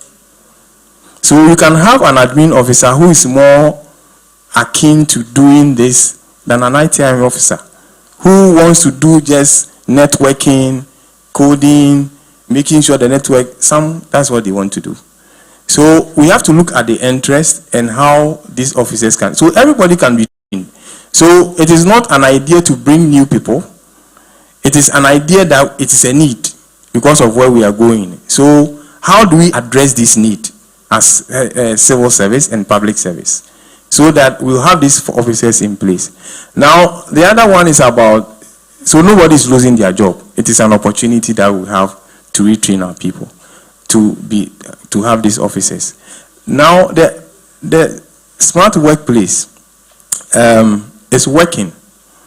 The issue is that we have emailing system, we have virtual Microsoft Teams on it, we have Office 360 on it. So when you are on smart workplace as a ministry or an institution, your email system is designed for you. You can do your Teams on it, you can schedule your meetings. And you can do a lot of this stuff that we are doing. The issue is your ministry using the tool? And if you are not using the tool, do you need some capacity building? NITA is ready to do that. The ministry is ready to do that. I'm coming from Ministry of Communications. We are using it very well, and it is working very well. There's no issue about it. Yes, with the other models that are on it, there was an issue, and the issue was raised to the platform owners to do it.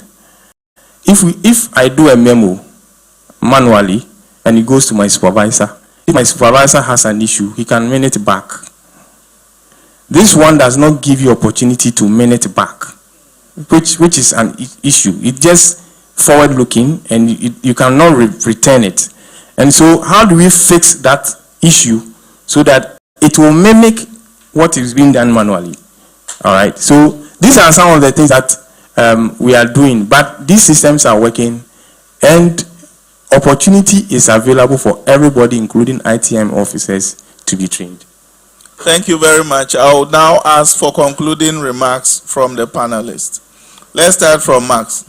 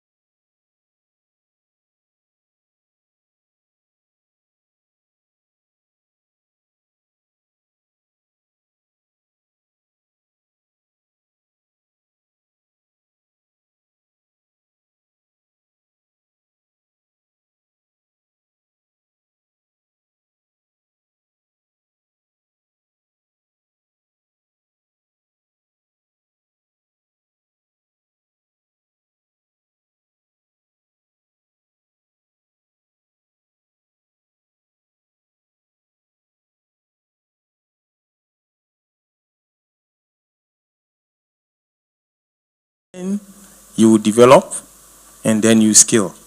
So if we decide that we are not ready, so we are not going to start, the issue is that it's either you join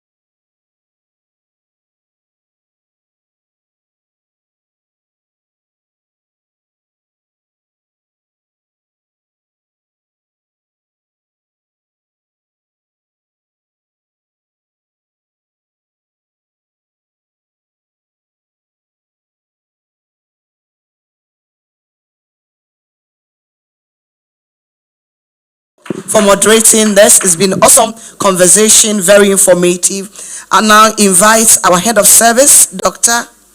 Evans Agridakon, to give his closing remarks and any comments on the dialogue. A round of applause for our head, please.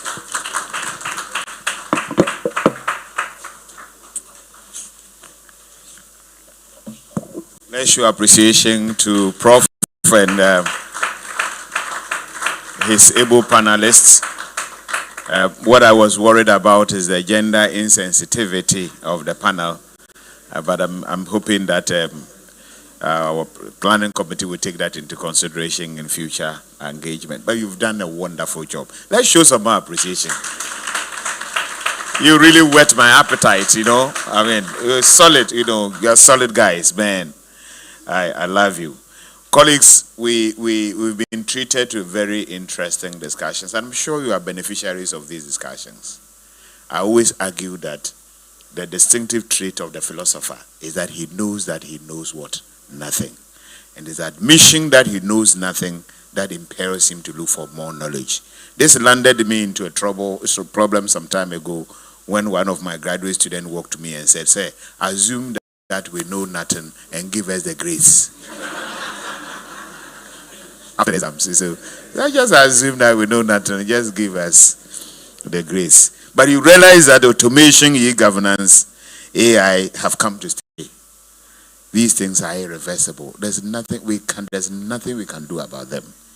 And so we need to adapt and stay relevant. Is that not the case?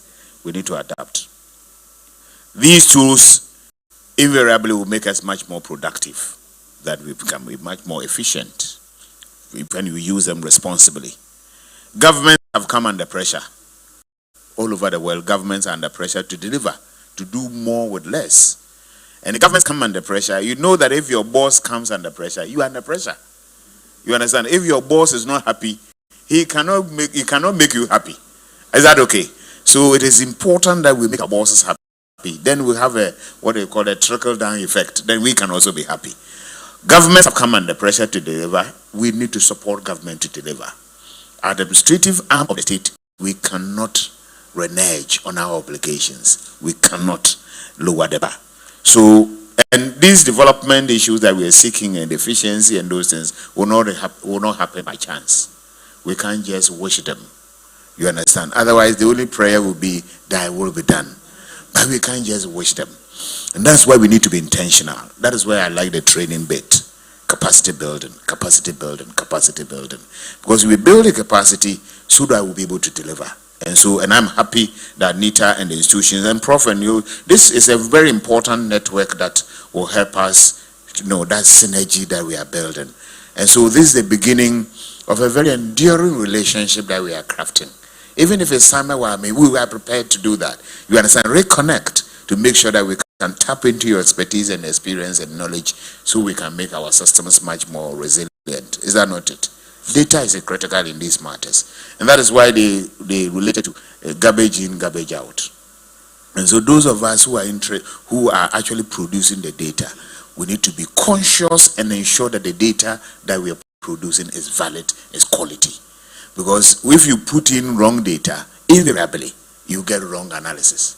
Garbage in, garbage out. That's what will happen. And once you have wrong data and you are having wrong analysis, then the policies will also be wrong. And then, of course, your prescriptions, because the prescriptions that will lead into the policy will not target the problems that we are. You can imagine a doctor that does wrong diagnosis. You understand? So the diagnosis will be wrong, the prescriptions will be wrong, and the problems will be exacerbated invariably. And so the service is ready. Somebody was asking whether the service was ready. It's ready. I mean, you are married. Did you get all the facilities and all the property and all the resources before you went to marriage? No. But the day you got married, they give you a certificate. That is the only institution that you enter. They give you a certificate before you enter. It means that you can never graduate. Is that not the case? You understand? It is when you graduate that they must hand over the certificate to you. But in that institution, the very day you enter, you are handed with the certificate. And invariably they give it to the women to keep because they will keep it properly. But what it means is that we don't graduate from that institution, but we are ready. Those who said, I have friends who said that, oh, they want to get this, they want to get that, they want to get it before they marry. We are literally on our way out. Their kids are in the primary school, right? And I asked them whether they've got all the properties that they said they wanted to get. They haven't. Our kids are graduates now. And so when we see them, we are proud and we are struggling. So we are ready. It is better. You see, when everybody is collecting a rope in a village and you don't collect some, it's as if they are collecting the rope to come and tie you. So once they are picking the rope, you also pick. Is that not the case? Yes, so we are ready. We are ready. And what is important and what I found extremely useful, yes, the smart workplace, in a number of places they are working. What it is that we need to do is identify where the loopholes are and where the gaps are and deal with them. And then we also encourage my chief directors that they need to activate them. Which when you activate them, the mind is like a parachute. If you don't open it, it doesn't work. So it is when we start using those systems, when you use a system, then you'll be able to identify the gray areas, and then we'll fix it and make the system much more resilient and much more potent. Of course, in all of these things, my interest also is that we're not going to, no job losses, especially if we are prepared to upscale. We'll find use for you and find much more areas that you can deliver. Human beings have always survived. Trust me. Since creation, we have always survived. I remember when I was asked to chair the planning of the Civil Service Week in 2020. In fact, 1 month after the inauguration of the committee, we experienced the COVID in this country. And so the discussions were ongoing as to whether we should postpone it or cancel it indefinitely. And the head of service said, and that's something that he said to me, my predecessor, he said, keep hope alive. And let's look for ways by which you can do this. And so we only reconfigured the date, and then we started activating the use of the Zoom meetings, even in the planning.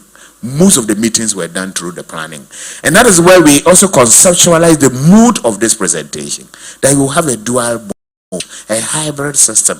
So the hybridity of this engagement was actually evolved during that year. You understand? That we said that we will have a symbolic group. And that's why I like the IT guys and all those the technical people. Because when we engage, and Lizzie is here, when we engage an external person, he literally priced himself out of the market. It was going to literally overtake our budget. So we said, no, let's look from within. Let's bring our technical people. And that is why we said that we'll keep a symbolic group consistent with the protocols of social distancing and all of that. And stream the other events and the event live to those people and that's what it is. And that is what we have been able to do. And we sustained that and we didn't postpone it. So human beings will always find ways to survive because, ask me, we have this ingenuity. And I like it. I mean, if the machine is misbehaving, I put it on. Is that not it? If it's misbehaving, I put it off. Is that not? I shut it down. That's all there is. So we will always survive and find ways to survive. But what is also interesting for me, bringing this to a close, is the fact that in all of the state, you see, I go back and Chief was telling me that, yes, I should relate to the state. Yeah, the state is a facilitator. The state is a enabler. The state is a welfare state. The state itself is also a minimal state to ensure law and order, and the state is a protector. So when you have the FDA, the Food and Drugs Authority, the Ghana Standard Authority, the Data Commission, that is the regulatory state in what? In action. And the minimalist state will be the police, the Air Force, the state ensuring law and order. So in all of the data that we're using, etc., the state says that it has a responsibility, and that is why the Data Protection Commission also exists, to ensure that as we use the data, so those ethical concerns and the security concerns are also addressed in all of these. And that's why he made reference to the act and so on. But if you are using the chat what? GGPT and all of that, and you don't adapt it to suit your own peculiarities, that's where you'll be found. Is that not it? I remember there was a graduate students of mine who copied somebody's index number. So you know, some people can copy an index number. And so I invited the two of them and I said, who copied from who? You understand? Who copied from who? And then, but it will shock you that the man rather copied from the woman. And I told them that the two of you will have to raise it. You take the paper when it is available. So go and sin no more, but you are going to take the paper. Is that not it? So what we are saying is that one can never be until one starts. Very important. And we need to leapfrog. Is that not it? We need to seek the data protection. And also, as you said, we have the opportunity to be much more efficient. You understand? Darlington said that we have the opportunity to add 200 billion cedis, yes, to our GDP. You see, that will free us from a lot of things, and we can have more resources to be able to do what? To do the work that we do. Fire our capex, fire our compensation, and fire our goods and services, invariably. Because if we have good intentions, and I tell the people that good intentions will not grow food. You understand? Its intentions must be backed by the capability and the wherewithal. And so it will give the government the wherewithal, the fiscal space, you understand, to be able to fire the things that we do and make us much more productive than we have been. So we are ready. Thank you very much for the opportunity. Let's go out there and deliver. Thank you. God bless you. You want to appreciate our philosophical and phenomenal head of service, Dr. Evans Agri-Darko. I told you, you can always add on to your vocabulary if you listen to him and try to collate his speeches. You will learn more. We are closing. And in closing, we have our Chief Director for Ministry of Youth Development and Empowerment, Mrs. Emma Ofori Ajman, to offer the vote of thanks. Please, let's appreciate her as she walks majestically here to give the vote of thanks. Chief, please.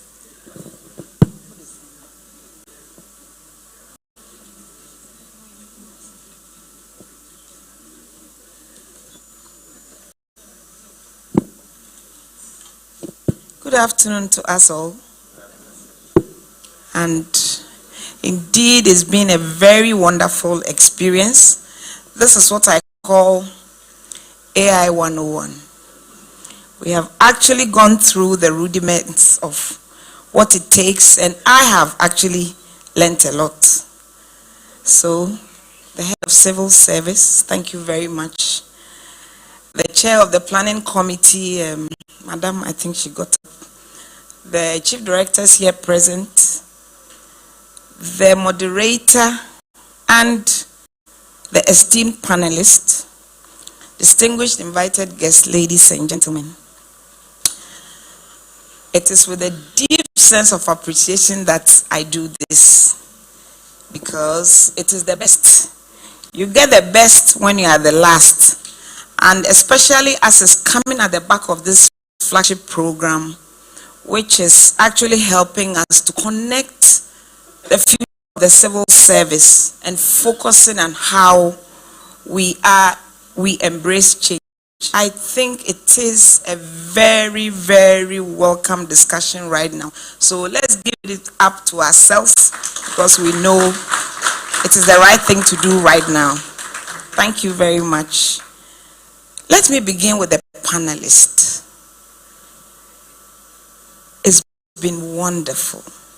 I have schooled myself. Indeed, the professional knowledge and the dexterity you have shown in what actually is, or it is, and you have actually convinced us that it is possible in the civil service to enhance or embrace emerging technology. Thank you so much. The darling walking encyclopedia of AI, or AI personified, or whatever it is. That's how I describe you. Thank you very much, Mr. Darlington. Thank you also the policy man, that is Emmanuel, who has also opened up the space for us to see. Indeed, the moderator said it, that we are going to have the finest of the fine, and we actually have that. Then the Pro Max, Data Protection Pro Max. Thank you, Pro Max, for that. Thank you so much. We have really enjoyed your contribution.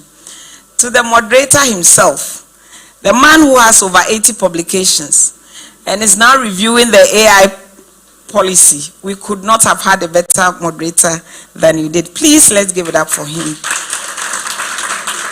We are clapping because your questions were carefully selected and it was on point. It was so on point that, well, amongst them, they knew where the questions were, going, and also how they're answering. Thank you. You see, because you didn't make it boring, we all listened with rapt attention. So our biggest thanks actually go to you because you have done exactly what we were looking for. Thank you so much. The Professor Jerry John Odo. Before I say Rollins and it becomes something else, because he's the only Jerry John we know. So now we are adding on to it. All right. Then let me also acknowledge the chair of the planning committee. I think you've done your best for even choosing this thing that was initially very aged. When I saw the theme and all that, I said, civil service, what is this? In fact, I say what is this because my minister always asks, are you sure we are ready? I say, we are ready, but we are also not ready. So you won't believe that in my ministry, we are getting a digital transformation consultant from next month to start the process. Because the minister says, look, the youth are going ahead of you. So you cannot sit here and look like what you are looking like.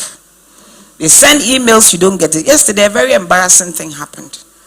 The UN youth groups said they wanted to have a meeting on a particular day. Then they changed the date because of convenience. But they sent a mail. It didn't go through the usual letter and all that. We saw it. The ministry saw it. But our agencies that were to come, they didn't see. The time had changed. They came 3 hours late.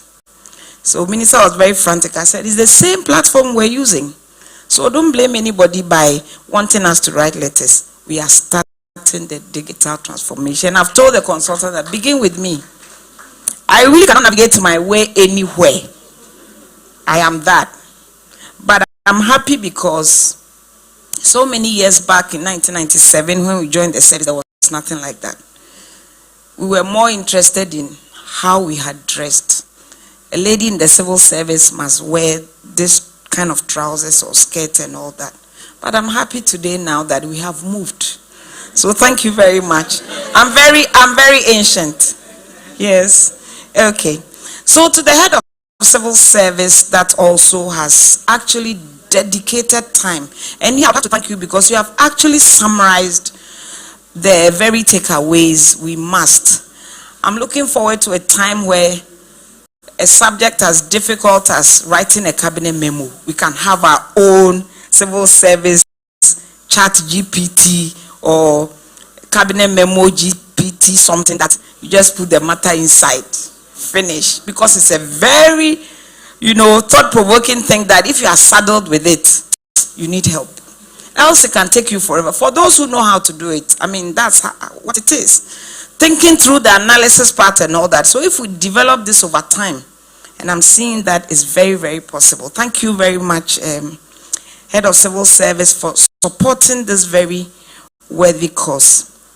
More importantly, the chief directors here that have made time have asked their staff to be here. I know you didn't do it as a duty because Head of Civil Service is coming, but because you love what you do, because you find your space in the civil service, which happens to be the bureaucrat of state government. Thank you very much for coming. And the chief herself is here, so she understands what I'm saying. To the directors, and more importantly, this audience that we have. Look, there's something in the Bible that says a guy called a king or something like that called a feast, and nobody came. If you hadn't come, who would have listened to this beautiful thing? But the panelists would have been very disappointed because they came much earlier, much earlier and on time before all of you. But because you came, all of you, we have had a very interesting, thought-provoking, and I love the questions that came up. Very practical questions. Are we ready or not? In fact, we are not. We are crawling, but we'll get there because we have started a few things that are very encouraging. So thank you very much, and please give it up to yourselves. You have done a very, very, very good job. I know we live here knowing that we can actually embrace change, and therefore I am happy that civil service is here. The head of civil service himself is here. The UK, for example, yes, okay, so let's see. I want to ask you this because the UK, for example, right now they have a digital data and technology training program for their over 5,500 civil servants. It will be worth emulating so that you purposefully train. We just cannot be there and not train. So I was very happy when you mentioned that we will start. Therefore, we need to put in the structures to be able to train and train very well so that we take advantage of this. Without much ado, I think the last two that I think is very important also is the bandsmen here. Before you all came, they were actually doing it very well. So please, let's give it up for them. The Clocksack bandsmen, thank you so much. And the last but not the least, my beautiful lady, the MC, she does it well. And she has actually done what she needs to do. So on behalf of the head of civil service and on my own behalf, I say thank you very much for being here, all of us. It's been worth it. It will go down in history that we have made it, and we have all committed to it that we will make it. There are dark patterns. In fact, I picked some technologies. There are dark hidden patterns that we must watch out for. But together we can sail and make the civil service the proper bureaucrat of state government that we have always been. That is also very AI conscious. So thank you very much and enjoy your meal. Thank you so much to Mrs. Emma Ofori Ajuman for giving us the vote of thanks. We appreciate you. Today, for those of us here, we cannot say tomorrow that the policy makers of today or yesterday ignored and overlooked to take a policy because one has been taken. Do you agree with me? Let's put our hands together for the planning committee, head of service, the moderator, and the panel, and every one of us who have joined hands together to make a policy today. Right from here, we are all moving straight to the Accra Sports Stadium. Cooking competition, varieties of food. You want to support your institution just as you did for the quiz. So right from here, we are parading ourselves straight to the Accra Sports Stadium. Go stand by your institution as they cook. Let's see who cooks best. We agree. And there'll be a lot of food. So lunch is waiting if you can go there. But don't come at me if you don't get food to eat. All right, as we close it, we open the session with a prayer. So we are closing with Mr. Daniel Atubi. Forgive me if I did not mention or pronounce your name well, to give us the closing prayer. Please, let's appreciate him as he works. Okay, please, let's be on our feet as we share a word of prayer. We are praying. Most gracious Father, we thank you this afternoon. We thank you for such a wonderful time. We have come to discuss, we have come to share, we have come to learn. Now we're going back to our various offices, we're going back to the other program that we have. I pray that as we are living here, we are not in your hands, that your spirit does, you guide us and you lead us. I pray also that from today's session we have learned much needs to be done. We need the infrastructure, we need the training, and we also as individuals need to be proactive to prepare ourselves for the future. Let it not be said that we came, participated, enjoyed, but we did not take any action. I pray that as we go, your spirit will lead us, will guide us, and help us to put them in place so that if we meet another time, we'll have success stories This and many other blessings we pray for in Jesus' mighty name. Amen. Amen, and thank you, Mr. Atobi. I've been your MC, Leverage and Prochumotri. Please, let's have a photo session. Moderator, Prof JJ Ponyo. The panel, the chief directors, the head of service. Clock TV, thank you so much. Clock Media, thank you for putting this event live. Thank you to our sponsors. Boss, and I will feel alright. Let's jump together and feel alright. Let them advise others that to